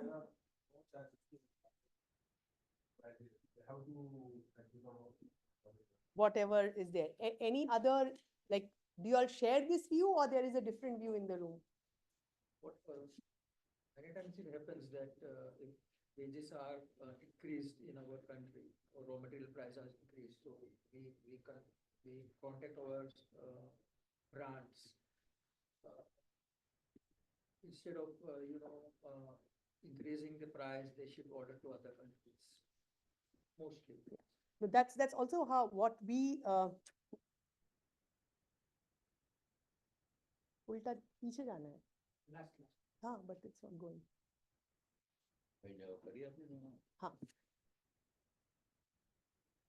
We've seen the same. 75% of the time, the buyer is not willing to increase the price, even if there's an increase in minimum wage. Only in 25% of the cases do they increase it moderately, not even to cover the full thing, but moderately. So the 25 is also not the good ones. So hardly any brand really increases the prices if their minimum wages changed. And that is why the need to move from compliance to due diligence. But the big question is, will it make a difference for suppliers? ये क्या वही पुरानी कहानी है जो एक नई किताब में हमें दी जा रही है, या इस कहानी में कुछ है that will make a difference to the supplier business, not to the supplier compliances, but to the supplier business model also. As Fairware, like I said, we believe that due diligence will make a difference to suppliers. And we speak this from the point of our 25 years experience, where even in our initial days, we started working on shared responsibility. So जो हमारे 140 brands हैं, approximately, those small medium are also brands that are interested to make changes in their supply chain, interested to walk the path. Not that वो सारे सब कुछ एक दिन में change करते हैं, but at least be front runners in talking about fair wages, be front runners about talking कि हाँ यहाँ risk है, यहाँ complaints है in factories से, लेकिन हम ये factory नहीं छोड़ेंगे, हम supplier के साथ काम करेंगे to address that risk. So हमारे supplier factories में gender based violence के भी cases हुए हैं, हमारे factories में child labor भी हमें मिला है, हमारे factories में OSH के भी issues आए हैं, fire भी हुआ है, ऐसा नहीं है कि issues नहीं थे. But how we engage with both workers and suppliers to remediate and to ensure ये दोबारा ना हो. क्योंकि अगर आप factory जब छोड़ते हो, that's again, and that's why I'm repeating that that it's important to engage before disengaging. क्योंकि अगर आप छोड़ के जाओगे, the issue still remains. It doesn't change. And not that where you go, everything will be the same, because working conditions, it's very dynamic. It's not the same every time. And that's why I say as Fairware, we believe in the shared responsibility approach. We've been working on it from 1995, 1999, and this whole journey from हमने UNGP भी हम सब ने देखा है, OECD भी देखा है, अब CSDD भी देख रहे हैं. But we now see that because of this legislation, there is a huge potential for change. Very briefly on UNGP here, how many of y'all have heard or follow the UNGP principles? Have you heard about it in the room? Okay. Unless anybody is online is big export. No problems. What is important to know, these though they are voluntary principles, 2011 में आए थे. This was also one of the first time जहाँ पे it was explicit that it is the duty of the state to protect, corporates' responsibility to respect human rights in their supply chain, and provide access to remedy. And access to remedy is a joint responsibility of both corporate and states. So I would really encourage you all, even though you all have not heard about it in detail, to deep dive a little bit on it. Because the way the world is going, it's not only talking to exporters, it's talking across the supply chain. तो ये हो सकता है कि आज आपको लगे applicable नहीं है, but it is not impossible कि ये आपको affect नहीं करेगा. So would be a good idea. बहुत complex नहीं है, just to see what it means and what does it mean as a responsibility and duty for supplier. So would be a good resource to look at. I can share it through Chandrima ji and the council, some resources around it. If you're interested, please take it from them. But I would highly encourage you all to go through this, because the UNGP and the OECD is Organization for Economic Cooperation and Development. and they've been established since 1969, and they're looking at how businesses, and by businesses they mean businesses in the global north, they follow due diligence and support their supply chain in following due diligence. जिसको the brands and buyers have twisted and have shifted the burden towards suppliers. जबकि guidelines ये नहीं कहता है, guidelines ये कहता है कि brands को क्या करना चाहिए, उसको brands ने कर दिया है कि supplier को क्या करना चाहिए. So it's again, like I said, both the UNGP and OECD would be important reference point to at least see, because इसमें हमें जैसे हम कहते हैं ना हक का पता होना चाहिए, अपने हक का पता होता है. Now coming quickly to the human rights due diligence framework here, and this is taken from the OECD. So it's important to understand that due diligence is a process that a brand needs to implement. It is not what a supplier needs to implement. जो हमें बताया जाता है कि आपको करना है, अगर आपको मुझे सप्लाई करना है, तो ये हमें, of course हमें उस पार्ट में ब्रांड्स के साथ काम करना है, लेकिन ये हमारी सिर्फ रिस्पॉन्सिबिलिटी नहीं है. It is the process that a brand needs to implement for identifying, preventing, mitigating potential and actual human rights impact and environment. हम fairware हैं, हमारी environment में expertise नहीं है, बोल के आपको environment board पे नहीं दिख रहा है, but it is human rights and environment in its own operations and its supply chain. So it's important to know and keep in mind the brand needs to do it in its own operation and its supply chain. तो ये उनको करना है, और जब आप ये करते हो तो आपको support करना है with both resources, more responsible contracts, because तभी आप कर पाएंगे. So that's key. The theoretical framework is of 6 steps, and the first step speaks about human rights due diligence, responsible business conduct. तो ये brand को अपने business conduct को responsible बनाना है, because purchasing practices are major drivers of harms that happen in the supply chain, major drivers of risks that happen in the supply chain. तो पहले अपना policy देखो, अपना purchasing practices देखो, उसको responsible बनाओ, and उसको responsible बनाने के लिए there are a few steps. Second one जो है identify actual and potential harm. तो जो आपका business model है, when I say आपका I mean brands, हाँ, आप यहाँ suppliers नहीं हैं, जो brands का business model है, आप कितने risk को amplify करते हो, कितने potential harms को amplify करते हो अपने practices की वजह से. So उसको आप together with suppliers, workers identify कर. अगर तो कोई harm है, potential harm है, उसको आप prevent कर सकते हो. लेकिन अगर आपको risk कोई immediate दिखा कि अरे ये तो दिख ही रहा है, जैसे for example सोचिए आपको child labor दिखा, तो आप उसके लिए prevention पहले नहीं करोगे. The sixth one, remediation, आपको immediate remediation करना है. तो आपको कोई risk अगर harm दिख जा रहा है, तो then you have to immediately remediate. Otherwise, after identifying, you have to work together with the supplier to seize, prevent and mitigate it. Fourth is tracking. कि आपने कर तो दिया, but supply chain is volatile. जो आज है, 2 महीने बाद भी वो situation होगी, इसका कोई भरोसा नहीं है. So how can you continue to monitor what you're doing in your supply chain vis-a-vis the risks and potential harms that you've identified? And you also need to communicate. Primarily communicate to the rights holder जिसके साथ ये हुआ है, and your affected stakeholders. So both suppliers and workers, and to the outer world. And the 6th remediation जो 6 steps में आ रहा है, but can happen at any time, क्योंकि आपको जब भी कोई risk दिखता है आपको remediation करना है. That doesn't follow any process. जब दिखे तब remediate कर. So this is the theoretical framework, and for fairware member brands, उनका brand performance checks, in simpler words audits, is public information. तो brands कैसे perform कर रहे हैं, उनका social report is public information. उनके अगर supply chain में grievances आते हैं, issues आते हैं, वो public information है, but supplier information public नहीं है. So say for example, इनकी factory से member brand के पास member brand का कोई complaint आया है, तो हम ये नहीं बोलेंगे कि सुनारा का complaint आया है, हम ये बोलेंगे कि X brand का इंडिया से इस issue पे complaint आया है. We do not bring supplier information to the forefront in any of our work. लेकिन brand की सारी information public information है. So you can see how the brand is performing and how the brand is working on even mitigating those risks. So that is public uh, information. One question, like you told that Fairwell, Fairwell, Fairwell has a 140 European brands.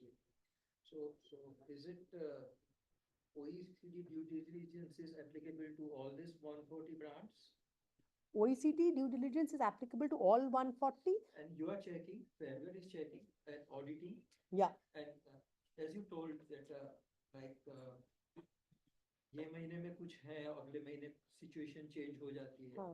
मान लीजिए तो आप क्या every month इसका audit करते नहीं, हैं? इसीलिए हम सर्टिफाई नहीं करते. हम ये नहीं कहते कि आप सबसे बढ़िया हो, क्योंकि हम ईयरली तो उनका Yearly प्रोग्रेशन होता है. प्रोग्रेशन होता है. That is why we don't certify, and that's a principal decision we have taken, and that is why शायद बड़े ब्रांड्स हमारे मेंबर्स भी नहीं है, कि हम ये नहीं बोलते आप बेस्ट हो, क्योंकि हो सकता है कि आप इंडिया में ये 4 सप्लायर के साथ बेस्ट हो सकता है आप इथियोपिया में बहुत खराब हो. So you can not make a universal claim, specially textiles जहाँ पे इतना डिफ्यूज्ड है production supply chain.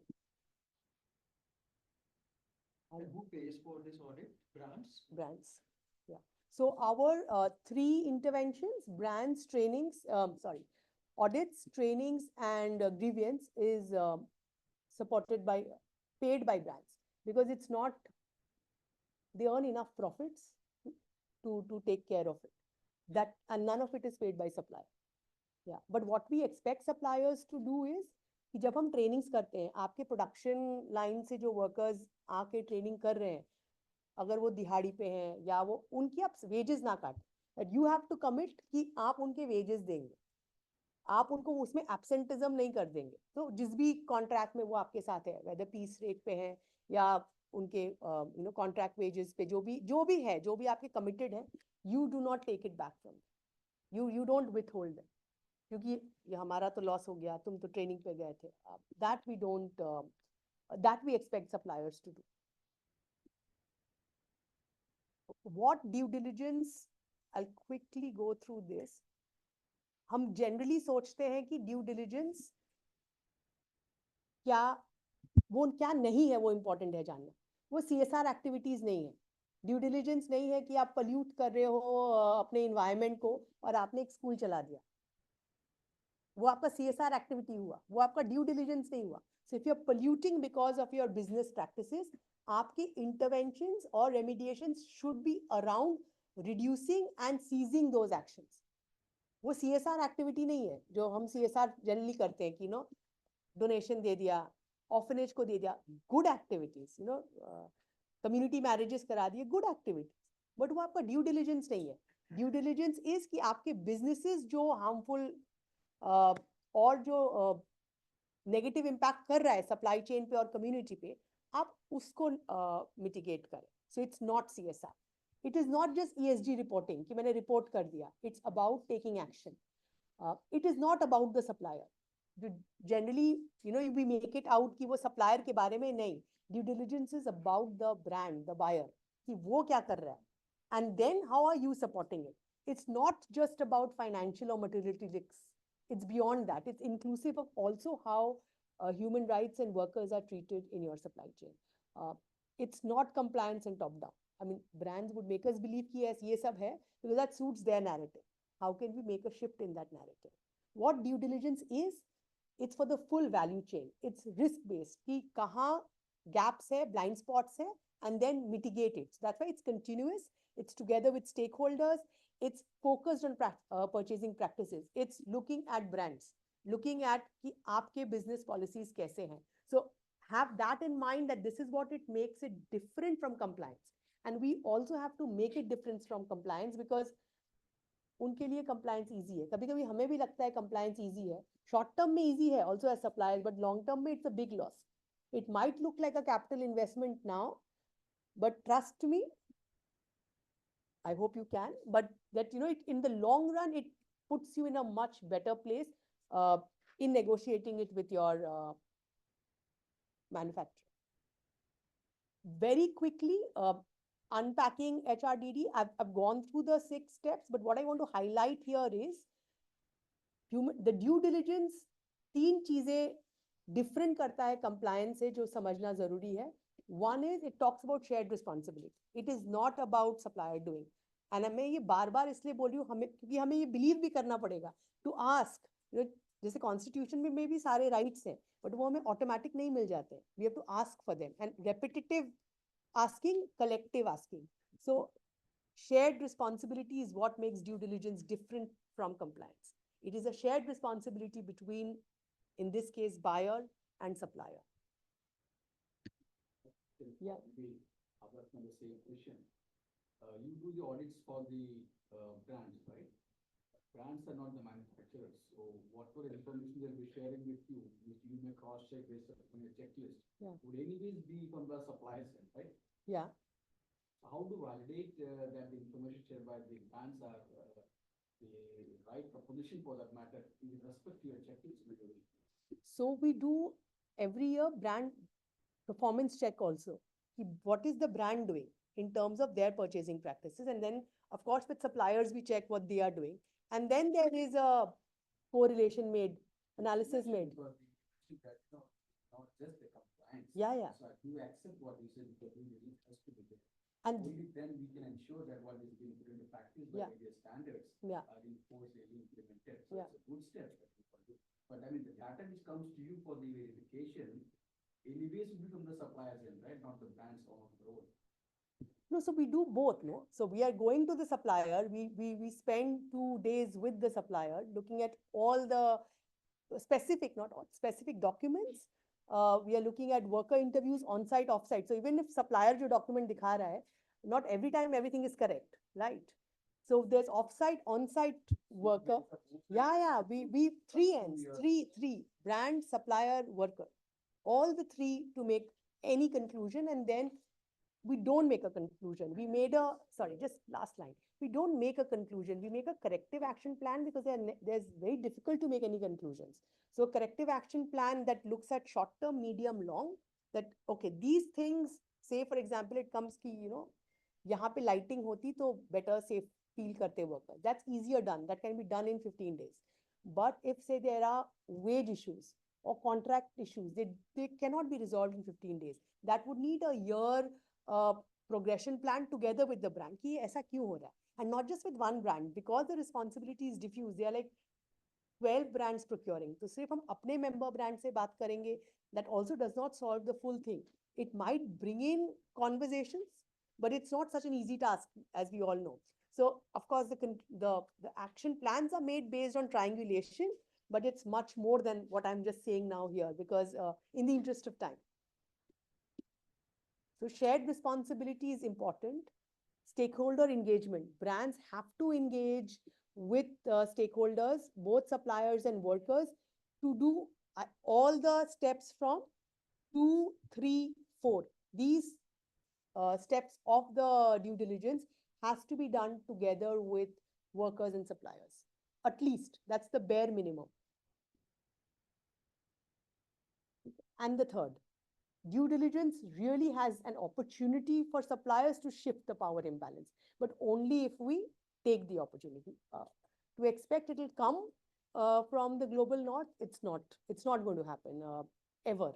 So it's an opportunity now, and how do we take that opportunity in space? Quickly, my last 2 slides before I hand over to my colleague Ingrid. It needs 4 inputs. पैसा चाहिए, पैसा देगा कौन, brand देगा, क्योंकि अभी जो मेरी कॉलीग बताएगी, that speaks a lot about brand's responsibility in supporting these processes. And how do you support it? It does have, like I said, that's why we have to use this opportunity now. It needs money. It needs the accountability from brands. It needs also from suppliers to engage with workers, not just in form of, I mean, your starting points can be your committees that you have in the factory according to the Factory Act, but engage with also worker representatives to understand और बेहतर क्या हो सकता है. And the last, but most important, in this fragmented textile supply chain, we need more collaboration of suppliers. I've been working a lot with cluster suppliers in Delhi NCR, and they are smaller clusters. Okhla has about 150, 160 suppliers in them. Gurgaon again has some 200, smaller. And their battles are even difficult than your battles. right? Given their size, given their, leverage. But if, say, the Okhla cluster doesn't come together as an association, uh, don't quote me because the association will kill me then. But as associations, if we don't come together, it's difficult for an individual small micro supplier to have, say, this conversation with an H&M or say a Zara or an Inditex, the bigger, even the smaller ones, because they know somebody is ready to do it, even your friend supplier next door at 20 cents less. It has to be a collective voice saying, we will not go beyond three euros, just as an example. Otherwise they'll always, I mean, the race to bottom can always be there. Hopefully, the legislation that my colleague will now highlight more in detail gives you some hope that the race to bottom is not an option for the brands anymore now. They would have to really take more accountability, and legislation will give them that framework to do and us the teeth to ask for them. So thank you for your attention and hearing me. If you have more questions, please feel free to ask during breaks. I'll share my email ID as Fairware if you want to engage more, to understand it better, or to also give feedback of how we can take these collective questions, doubt, challenges to, say, the lobby advocacy group in Europe without naming anybody. But they also need to hear कि ये challenges हैं, because brands are not going to do it. Trust. Right. So thank you so much for your attention. You need to have the copy of this presentation. Yeah, I will. I will share it with everybody with more resource, because abhi to I skipped through it like in a fast pace. Send as much study material if you can. Sure, send. I So will. what we'll do is we will have a regular engagement with them through Chamber of Commerce. Sure. Right. We'll send it to you, and then you can send it to your members there.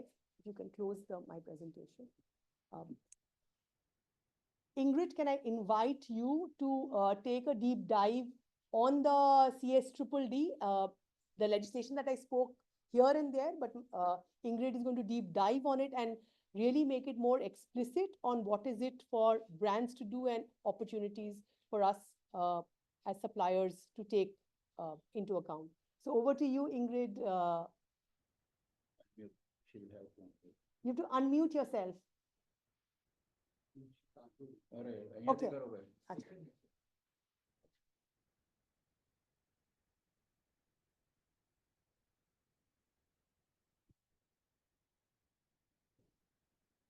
Yeah.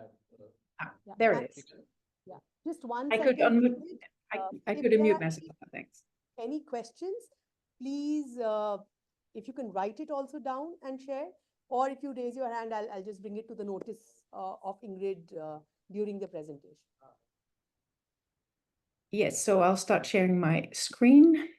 Please confirm that it is now sharing. Yeah, we can see.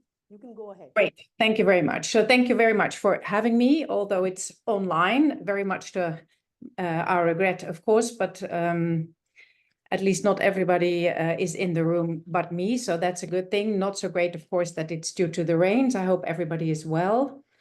Yes, so thank you very much. I'm going to talk a little bit, not in great detail, a slightly deep dive, you may call it, about the EU Corporate Sustainability Due Diligence Directive, which is based at the moment, of course, on text only, because that is all we have, and a little bit of experience that we have with the German Supply Chain Act on what happens when human rights and environmental due diligence legislation is implemented and companies have to comply with it. So I have a little bit of first experiences with that. And everything I'm going to tell you is for information and engagement and discussion purposes, definitely not legal advice. We are not allowed to give that, but also, of course, I cannot go into your particular situation. So the Corporate Sustainability Due Diligence Directive, I'm going to go a little bit into the EU textile landscape so you know where it is embedded in, and then, of course, into the CS-DDD or CS-DDD, an overview, which companies are in scope, what the rules are, criteria for that, the timeline, and relevant definitions for you, some duties, ground rules that it sets out, the main elements of it. It's not all the elements of it, because that would go way too far for this time. And of course, how, as Mushme already said, you can be heard by the European Commission, who is to write the guidelines, so the more detailed how to follow the CSDDD. Just quickly, I've heard it been said before in the sense that I heard 27. So Europe is over 50 countries, and 27 of them are the European Union. No longer, of course, the United Kingdom, not Norway, for instance. So only talking about these 27 countries that have to comply with this legislation. A little bit of the EU textile policy landscape. It is very complicated. So first, we have the international EU commitments. Those are very general, of course, the sustainability goals and the UN 2030 agenda, which they have then translated into their own strategies and policies, amongst them the EU strategy for sustainable and circular textiles. And these strategies and policies are supported by many, many laws, directives and regulations. The EU only has 2 kinds of law.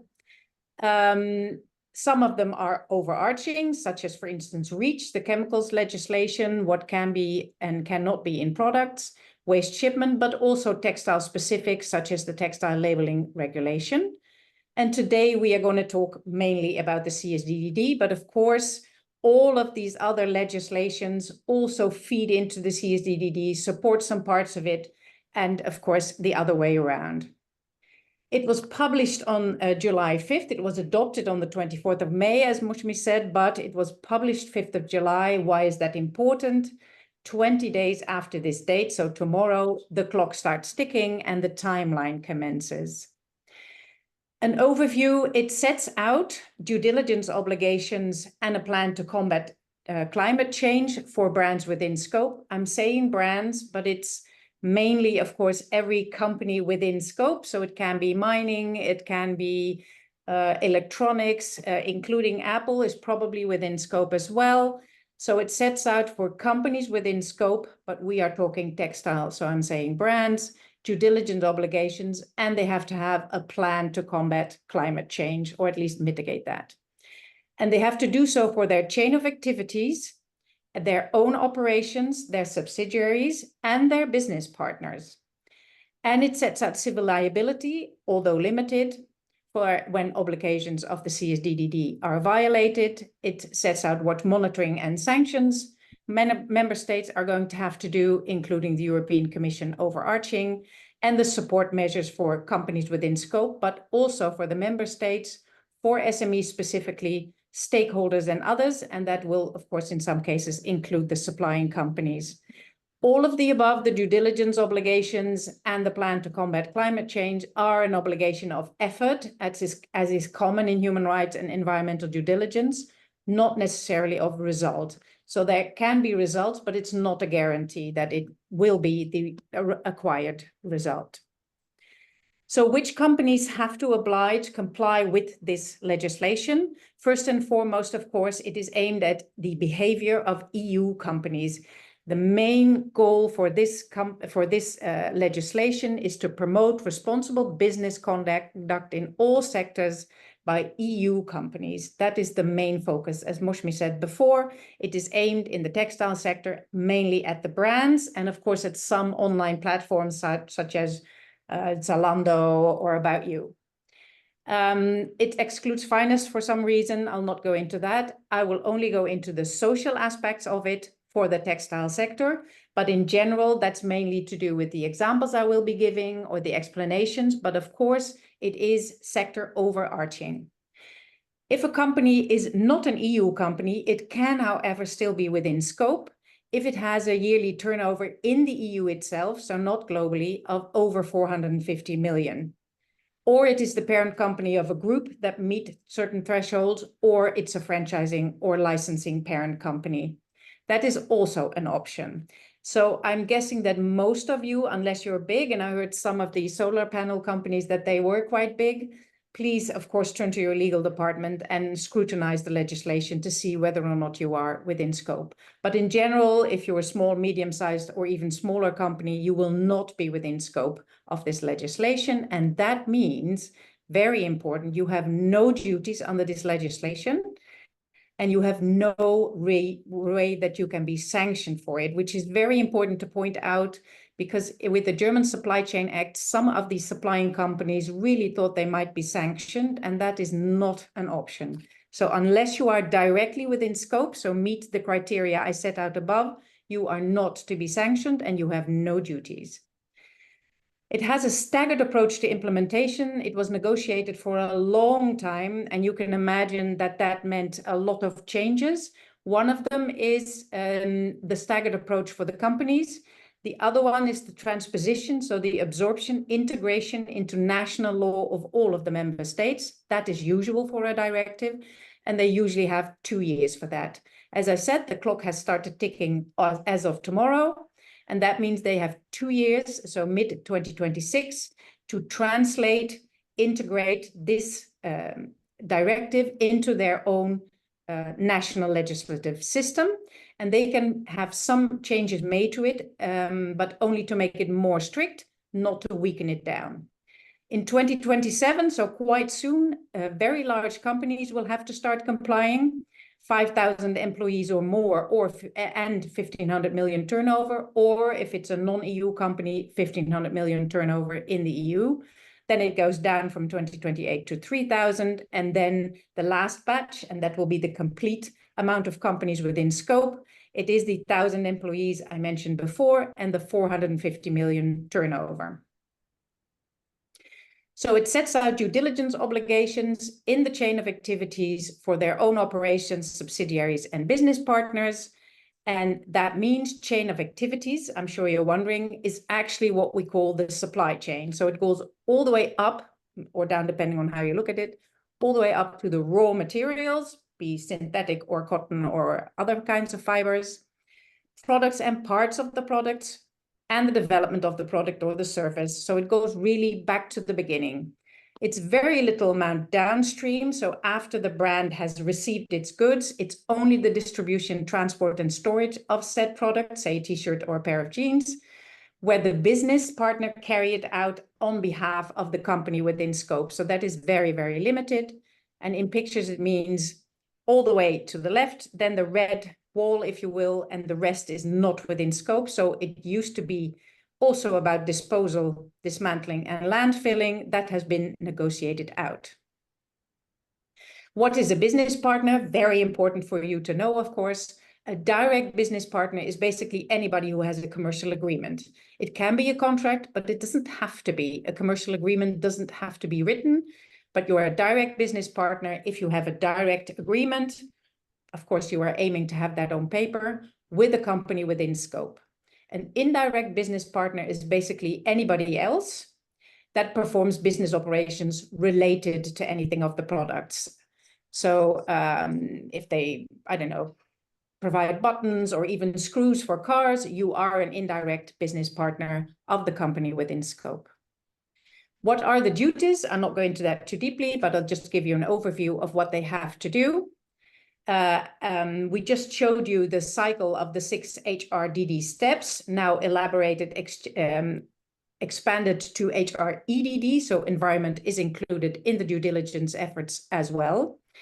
There are 9 articles pertaining to this, but actually they set out quite clearly the 6 steps that we know and love, I may say, because we're so familiar with them, because many companies that have tried to have a responsible business way of trading have looked to the OECD guidelines and these 6 steps to implement in order to do it aligned with each other. And all of the instruments and tools that have been developed by many industry and multi-stakeholder initiatives have, of course, been developed with these 6 steps in mind to fit these 6 steps. Some of the steps have been slightly torn apart, such as the identifying and assessing your risk, and then prioritizing it in case you cannot address all of it at once. So that is 1 step, but 2 articles. And there is a dedicated article, which we're very happy about, for meaningful stakeholder engagement. That is very important that it's in there.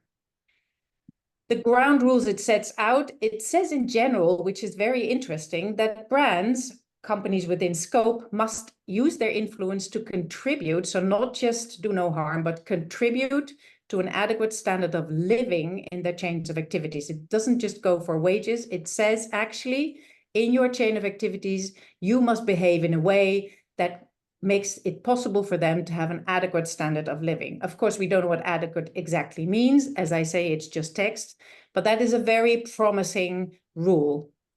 And it also states on several occasions that brands must collaborate with their business partners. So the command and control attitude they were having, that is supposed to stop. That is going to end as soon as possible. There will be no risk shifting or transfer of obligations to suppliers or further down the supply chain. We're talking shared responsibilities, so that is definitely OECD aligned. You can prioritize your risks if you cannot address all of them at once, maybe because you don't have the finances or don't have the capacity in some other way. But in the end, all potential and actual adverse impacts must be addressed in a timely manner. So the expectation is you no longer look away, you look at what's happening and you use your influence to remedy it. Also, when seeking for information, like with risk scoping, or when you think there is maybe a higher risk in some areas or with a certain factory, that is where you go for information. You don't just randomly send surveys down your supply chain and to everybody you know. You really have to prioritize where you seek your information. And of course, for this collaborative attitude, you need to exchange maybe more information than was used to before, but trade secrets are explicitly protected. You do not have to share any trade secrets, of course, for this collaboration. And to go in a little bit more detail, brands are expected to have a code of conduct. I'm assuming it's to be OECD aligned. Otherwise, as a factory or as another kind of supplier, you cannot work with 6 or 7 or 20 codes of conduct. So they have to be very similar or the same. Or as a supplier, you can say, I have one and we can work with that. You cannot force this upon your business partners. You are supposed to seek their collaboration. So you have to get them to agree with you to implement your due diligence. They need to implement preventive and corrective action plans. They must, so that is not a choice. But being reasonable, they must also make the necessary financial and non-financial investments to make this happen. That can be, of course, in their own company, but definitely includes the facilities they work with. They must adapt their own business plan, very importantly, as Moshmi said before, and scrutinize their own purchasing and designing practices to look for where there are causes for harm and violations. And we all know they are definitely something that needs to be looked at. So in their risk scoping and assessing, definitely look at their own behavior. So not just the CSR department, but definitely also the buying department must be involved in this exercise. They can seek contractual assurances from business partners that are indirect, so that they actually do not engage with directly. For instance, to say, this is my code of conduct. Would you be okay with that? Could you maybe sign that and also endorse it? But in that case, of course, measures to verify compliance are expected, which is not the same as command and control, because everybody has to agree to how to do this. If there is an SME anywhere in the supply chain, whether it's a direct or an indirect business partner, special rules apply. The companies within scope, so in this case, the brands, they must take measures to support compliance with their code of conduct or any of their action plans. They must talk to their SME indirect and direct business partners saying, this is what I expect of you. Is it possible? What do you need to make this happen? If they ask for contractual assurances or have contracts with them, with an SME, these must have fair, reasonable, and non-discriminatory terms. And the European Commission is to provide model contractual clauses as to what these actually need to look like. So they can, of course, make their own terms, but there will be voluntary contractual clauses that they can use as an example. These assurances, if they are given, they must be accompanied by appropriate measures to support this SME. So it must be possible for the SME to work with this code of conduct or to help support an action plan, be it preventive or corrective, including financial support. So they can definitely say, listen, I'm very happy to do this, but you must help me financially to make this happen, particularly if compliance jeopardizes in any way the viability of the SME. So this is also where the more information sharing comes into effect. You need to share this information with each other in order to collaborate to make sure that the action plans and the code of conduct actually have the effect that you're looking for. If there are verification measures, and in the CSDDD, the word audit is avoided as much as possible because everybody knows that social audits actually are maybe a little bit of the information, but definitely not the only information source that you must use. So it's called third-party verification, independent verification on site. They are to be paid by the brand. And as Moshmi just showed, this is really more the exception than the rule, but the law clearly states those who say, I want to verify whether or not it is you are complying with the measures we are taking, they pay. If the SME then says, can I please share this with my other customers so I have less audit fatigue? And if then the brand agrees, they can share, or they pay a part, definitely not half and definitely not all of it. And then they can share this audit or on-site verification with other parties as well. And they can publish it for all I care. But anyway, they have a right of shared ownership. Engagement before disengagement. That wasn't in there before. As Fairware, we talked with an alliance of industry initiatives such as Amphori and ETI, many times with Lara Walters, who was writing this legislation. Please make sure that there is a responsible exit always. That made it in, so we're very happy to see it. If there is a potential adverse or an actual adverse impact, there must, as I said before, be a preventive or a corrective action plan, or both, as the case may be. There must be measures to support compliance with these action plans. And if they do not work, or they don't work in a timely manner, there must be enhanced preventive and corrective action plans. In that time, there must be no new business or extension of business, so no expanding production, but not stopping yet. If and only if there is no expectation of success and the impacts are actually quite severe, there can be responsible disengagement. Responsible disengagement needs to meet all of the following criteria. You can, of course, decide to pause or end a business relationship, but only and only as a last resort when there's no expectation of success, as I said before, and the impact is actually quite severe. And you must consult with stakeholders, and those have to be the stakeholders that are relevant to this particular situation. It can be community, it can be people who are living near a river that is being polluted, it can be the supplier, obviously, it must be the supplier, and those who are potentially or actually affected by these impacts. You must deliberate the effect of the decision to leave or pause. Is it worse when I leave than when I stay? There is an obligation to prevent or mitigate or bring to an end, at least minimize the extent of the impact of your pausing or leaving. So the brand must look at what actually is the effect when I pause this production line. Are there people that are going to be sacked? Are there people that are going to be out of an income? What does it mean for the supplier? And they must prevent or mitigate this effect. So that's on them. The responsibility is on them.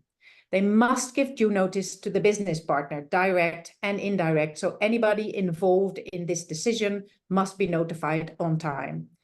And then after they have taken this decision, they must review it regularly. So revisit the decision to pause or end and say, have things improved? Can I maybe unpause or start business again in this particular site?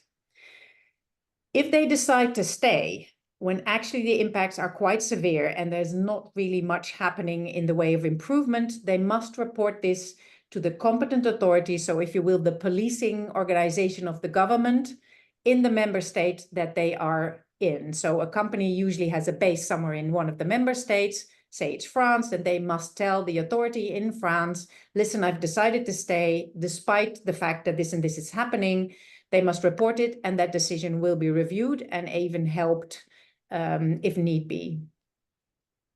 Very importantly and explicitly in the CSDDD, and we really lobbied for that, there is design, purchasing, and distributing practices.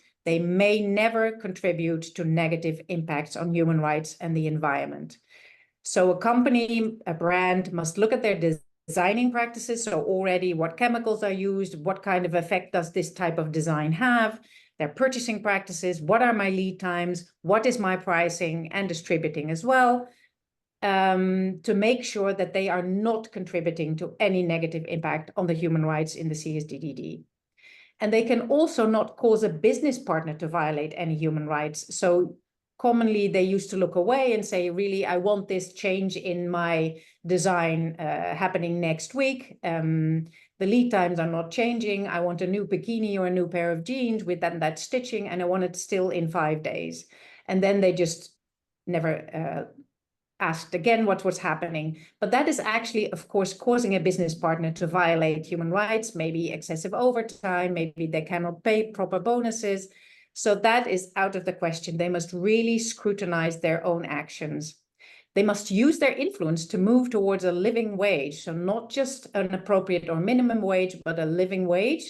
We can discuss what that means later, or a living income if we're talking about companies or smallholders or the likes of that. So that could include a supplier, particularly, of course, if your income completely depends on your company, on this one company.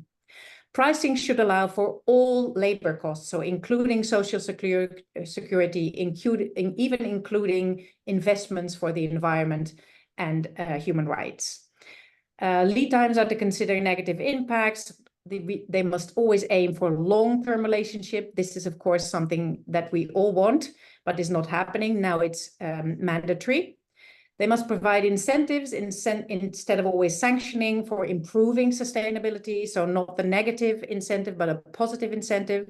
And still here, no shifting of responsibilities. Collaboration is key. When is remediation obligatory? When the brand, of course, itself is causing the negative impact, that can be quite clear, but also when it's causing jointly with a business partner, let's say a factory. If this factory, I don't know, maybe there are 10 factories next to a river and everybody is polluting this river, that means that the brand, even if it's only sourcing for 10% in a certain factory, needs to provide remediation. So it's irrespective of third entities outside of the factory. So this river with 10 other factories with, I don't know, 100 other brands sourcing there, they must still remediate. Of course, they can seek contact with the other companies in order to cooperate, but they can't just say, yes, but I'm so small, I cannot do anything. They must try and remediate. And it's also not limited to half-half. So whether or not they are equally implied in the adverse impact, they must remediate. And remediation means what we always use as a definition, that is putting back in the situation they would have been in had this adverse impact not occurred, whether it's a natural or a legal person. Also, of course, where the company substantially facilitates or incentivizes their business partner to cause an adverse impact. As I said before, their purchasing, designing, and distributing practices can cause a business partner to violate human or environmental protective rights. When it's caused only by the business partner, of course, that is very difficult, but they can, of course, remediate on a voluntary basis, but they are expected to use their influence to get the business partner to remediate. So that can be as much as talking to, or even, I don't know, saying, you know, maybe we would consider pausing if the adverse impact is very, very severe. Stakeholder engagement is also mandatory, not in all 6 steps that the OECD guidelines actually say, but at least in 4 of the 6 steps. It doesn't mean it doesn't happen in any of the other 2, but it does mean that it will be in the reporting of the companies within scope, and that it will be scrutinized by the competent authorities, so the monitoring, the policing government authorities of the member states. There's also to be a notification mechanism next to a complaints procedure. So a complaints procedure is basically, if it's set up well, a grievance mechanism. The following persons can complain: natural and legal persons, so including companies, they can also complain, or foundations or whoever, and their legitimate representatives who are affected or have reasonable grounds to believe they are affected by the behavior of the company within scope. Trade unions and workers' representative, when they're representing natural persons, it doesn't have to be their members, they can complain. And civil society, that is pertaining to environmental cases when they meet certain criteria. Also, and that is very interesting, particularly for supplying companies, there will be a mechanism for submission of notifications. That means that any person or organization that has concerns or issues or has noticed something, they can submit this notification either to the brand's notification system, but they can also notify a member state contact point. They will be set up. In some cases, they are already there. You can do so anonymously if you feel more comfortable with that. But there is a way to share issues, to share concerns with others than the brand, and that you don't have to go through a complicated procedure. There's also included civil liability with a lot of criteria that you have to meet cumulatively. So it's really hard to do this. And it's added to the civil liability that is, of course, already there in many countries at national level. So it just makes it slightly easier for those who have experienced damage to get some remuneration for that. They should receive full compensation if they go through the procedure, but not more. So not emotional compensation or for grief or loss or that sort of thing. So not the American way of compensating. Then there are, for business associations, exporting companies, actually a lot of opportunities in this legislation, providing, as Mushmi said, you engage, you become part of the process, you make sure that your opinion, your position and voice is known and heard. You can go through Fairware, but you can also go directly to the European Commission. Make sure that your position is heard because it's pivotal. They hear it. You are in a very important position between the brand and the worker, which situation they're trying to improve. If suppliers do not collaborate and cooperate, it's going to be really hard to make this legislation work the way it can. But just to make clear, if you are not directly within scope, so if you do not meet the criteria I just mentioned before in another slide, you have no duties under this law, you cannot be sanctioned, and you don't even have to provide information or collaborate with the brand in scope. So you have every right to refuse. I, of course, assume that commercial considerations will make you want to collaborate, and you have some tools from this legislation to make sure that it is much more an eye-level partnership. You will, however, also be eligible for support, either from brands, as I said before, from the articles in the CSDDD. It also says that the European Commission can provide support. It can be financial, it can be by way of training, and the member states can also provide support. So what they choose to do, which method they choose, I don't know, I can't tell you yet. It commonly is, like in Germany, it's commonly GIZ, for instance, who does some projects in support of the implementation of legislation, but it can definitely also be financial. So we don't know yet. And it's very important that if you make your voice heard and your concerns heard and what you need, that this will include support for suppliers, including financial options. There will definitely be guidelines on how to implement this legislation, how to engage, very detailed, and where to go where you need information or want to provide information. There will be access to help desks and portals, mainly online, and opportunities for exchange. There will be the use of model contractual clauses, as I said before. And please, Fairware and other MSIs, we have developed concepts for the industry, such as the Common Framework for Responsible Purchasing Practices and tools as well, Fair Price app I'm just mentioning, that will help you make clear what it is that you want and need. So if you can refer to the Common Framework because you agree with it, you don't have to, but if you say, listen, we have an example of what responsible purchasing is, look, in my situation, this is definitely not happening. Make sure that this is in the guidelines, have this in your guidelines for the sector, then they will listen to you. More than to us, I can tell you that. So you can change the power imbalance. It states time and time again that collaboration from the member brands, from the companies within scope with their business partner is key, and we agree. They must support compliance with their code of conduct. They must support compliance with their preventive and corrective action plans and other appropriate measures. Their purchasing practices must allow for costing for a living wage, safe working conditions, and they must look at their own purchasing practices, and you can help them do so.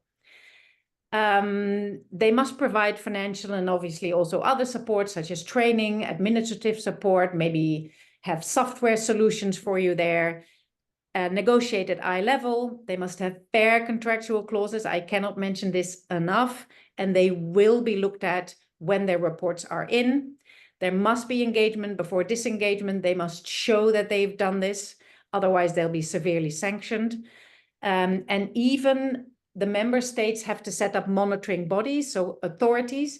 They will have a lot of power. They can seize the administration of the companies within scope, but they can also take appropriate measures in producing countries in name of the brand and then present them with the bill.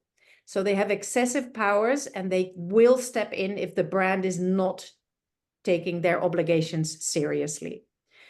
And there will be support from the European Commission and member states as well. There are also to be accompanying measures. So again, there's a lot of support. They will provide information and support to their own companies, of course, but also the business partners of these companies. There will be website platforms, portals, and other ways of supporting you in this journey.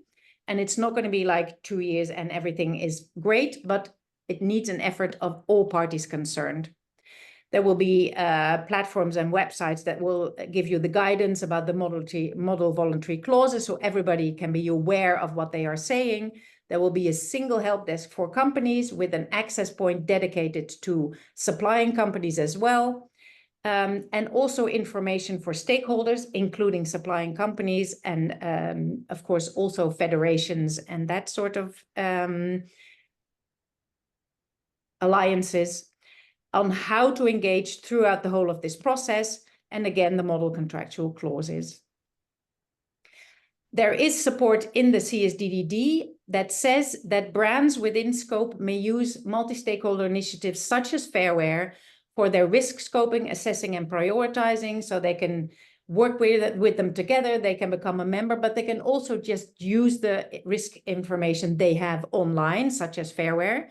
They can use it for their stakeholder engagement, and that could include, of course, supplying companies. So if you don't want to engage directly with brands or don't want to engage directly with the European Commission or the EU in general or a member state, you can do so as well through Fairware and through other multi-stakeholder and industry initiatives. They can set up their preventive and corrective action plans together with MSIs such as Fairware, but also the monitoring can be done by them, or they can join an existing action plan, which of course could be the preferred method, so that not every brand has their own preventive action plan, but actually work together to have one, I don't know, maybe even in a region, or as I said before, the example of the river that is being polluted, of course, much better if there is one joint preventive corrective action plan. The third-party verification can be done by MSIs such as Fairware, and of course the purchasing practices and the contractual clauses can be scrutinized by MSIs, and they can support you in finding the correct contractual clauses. And Fairware is involved in a pilot project about fair contractual clauses. There is already EU support being set up as we speak, and some of the things are already also in have been executed. So there is a general EU help desk being set up by Germany, the Netherlands, and Sweden mainly, and some other EU companies that will provide information, training, and other ways of engaging, including to suppliers. The European Commission will develop the sector guidelines before 2027, so they have started working on it. We have talked to them. As Fairware, they have started work. They are going to have a consultation first on what there needs to be in there. I would suggest you participate in that. Germany has set up, as some of you will know, responsible business help desks, formerly known as responsible business hubs, in Cambodia, Bangladesh, but also in India under the name of Asia Garment Hub / India, which you can, of course, contact. They will support you. They have the latest information, and they can put you in contact with other important players and actors in the field. And as an FYI, many organizations, including Fairware, in the textile sector are aligning, joining forces to make sure that this process yields the best results possible. So we are working with ETI, Amfori, Policy Hub, Cascale, STTI, IAF, to make sure, Transformer Foundation, to make sure that this legislation, although it's slightly flawed, still yields the best result possible. And as I said before, make sure that your position, even if you have 5 or 10 bullet points where you see the main risks or where your main concerns are, make sure you provide input for the European Commission on these guidelines, because you know what the practice looks like and you experience the reality of the brand's behavior every day. And only if you help provide the correct guidelines will this change. So very important. They will have guidelines on what this duty actually entails. And for that, they want to consult not only with member states, but also with any stakeholder they can think of. So I really would call on, for instance, CT, STTI, IAF to get involved, and mostly they are already, I know of IAF, in this process and make your opinion and voice heard. They really want to speak to you. We talked to the European Commission, to the group that needs to write the guidelines. One, they were slightly overwhelmed, but when we said we actually engage a lot with the supplier part, with supplier organizations in producing countries, they were so happy and they would love to speak to you about the practice of all of this. So how can you prepare? Of course, I don't know exactly what your situation is, but some general advice: there are 3 years before the first companies will have to start to comply. So that means we have approximately 2-3 years to prepare and to make this as good as possible. So please try and stay updated on EU law. There's many newsletters you can be updated through Fairware. We have several webinars where I or a colleague will update you on the latest developments at EU level. You can, of course, visit events of your local Chamber of Commerce, use these responsible help desks or hubs that I mentioned before if they're near you. Very important point, and Musmi said it before, please join forces. Do not go this alone. Do not try and negotiate one-on-one with the brands. That is, if you're able to do that, please do so. But be aware that if you join forces, it's much easier to make sure that your position is heard and taken seriously. So join, become a member, or at least join events where they collect input for these guidelines, input for how to do this well in future. Talk to your own buyers on an individual level. Of course, you can talk to them about, are you maybe a member of something? Am I your direct or indirect business partner? How would you define that? What are your expectations of this legislation? Maybe they're not within scope, but they expect to feel the effects of it because they're supplying a company within scope and they will need to step up. It's important to know, are they a member of anything that you may use as support as well, that you may engage with as well? You can start performing, or at least learn more about HREDD. How does this work? What is expected? What is the thought behind it? What is the process, so that you are familiar with it and that you yourself maybe can align your internal processes a bit with that.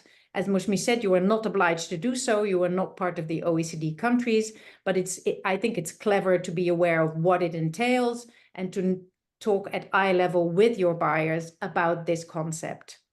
And of course, use recognized concepts for what should happen, such as the framework for responsible purchasing practices. We are currently developing a meaningful stakeholder engagement concept that you can use as an example on how to do things in a better way. More general advice is join forces in general. Have a common position or a statement about what purchasing practices should look like, about how brand behavior might improve, and particularly also give examples from practice where things definitely go wrong. The European Commission is in no way an expert on any of this, and particularly not for the textile sector. They very much think as a consumer would in a shop. So they don't understand that you sometimes deliver goods below the actual price. So that is something that needs to be explained to them again and again, so they can incorporate it into their guidelines and to make sure that unfair purchasing practices are a thing of the past. There will be roundtables, there will be online webinars and seminars as well. please make your voice heard there if you are at all capable of joining. There, of course, is the time difference, but if they know, they will set a different time for that. Or have a representative at the table. That can be Fairware, but definitely somebody from City, for instance, as well. The member states must transpose this law, so absorb it into their own national law. They will also consult with stakeholders on how to do this. What should be in there? Should it be more strict? Should they maybe widen the scope? You can contribute to it. If you have this common position, just upload it in their online consultation. It doesn't have to be a lot of extra work. Just make sure that your position is clear and heard. Use the opportunities in the legislation itself. Maybe if you have a legal department, talk to them, have them scrutinize it. Where are the opportunities for me to have positive change, to affect positive change? There are a lot of supplier-facing projects already in place or being set up at the moment, including with Fairware and IAF, that I think most of you will be at least familiar with. Please participate or provide your input to these projects and use as much as possible the tools that have been developed based on these OECD guidelines, so that will fit the CSDDD quite well, such as the Fair Price app, and that is a different webinar altogether or a different meeting altogether. But use the many, many tools that are available through these industry and multi-stakeholder initiatives for your use. If there are any questions, I'm very happy to answer them. I can imagine it is a lot to take in at the moment. I don't expect you to have very detailed questions. Let it just sink in. Again, you can email Mushmi if you think, oh, I really wanted to know this. You will get these PowerPoint afterwards. But if there's any clarification you need, I'll happily try and answer them, because obviously we are talking from text here. Thank you, Ingrid, for doing this deep dive on CSDDD. I'm sure very insightful for colleagues around the table here, but also, like you said, this is a lot of information, a lot of legal connotation to it, so it will take some time to digest. We're also running a little behind schedule because of the rains, and there's a lot of other things planned by the chambers.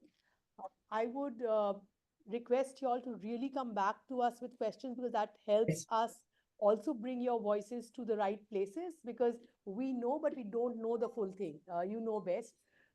So really encourage you to share your questions, your doubts on what the risks and opportunities are with Fairware. I will come back to you through both the associations soon. We will have to close, though we would have loved to take questions and deep dive a little bit together. Come back again after 1 hour. We'll be back. You want to take up questions then? Or what we do then is, if you could request them to come back maybe towards the end then the overall question and answers. Let me speak to them, because I don't know how the schedules are. But like I said, this is one of those many conversations. This is not the last one, I hope. This is the beginning of many conversations, and we would need more such, I think, dialogues between suppliers, associations, and Fairware for us to take the right information towards the guidelines for the legislation. I'll come back to you how we do it, but for now, let us thank. In fact, we are trying to create a help desk, which basically means the FAQs. A few questions have already started coming in live. In case there is the reversal doesn't work, how to ensure the business continuity is not hampered, that kind of questions have started coming in. We'll come back to you on that. And meanwhile, we are working on the help desk also, which is the FAQ on the common questions that is started coming to us from the suppliers. And we'll of course keep HECCI and all other associate members connected on this. Thank you so much, both Femke and Ingrid, for joining us online and patiently hearing us. Yes, thank you for listening. Yeah, and some of it was in Hindi, but I'll translate for both That of you is later. fine. Yeah. So on the behalf of HGCD, also we are thankful to you. Yes, thank you. And please keep the engagement going. Very important. Thank you.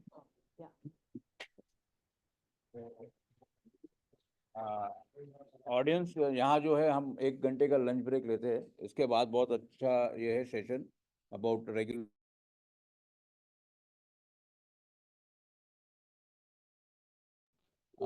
जितने भी audience online है after 1 hour we are going to continue. We are going to have a lunch break. Lunch break के बाद मेरी request है आप वापस यही लिंक पे आप ज्वाइन कर सकते हो please. And we will take the question answers at the end of the second session. Thank you.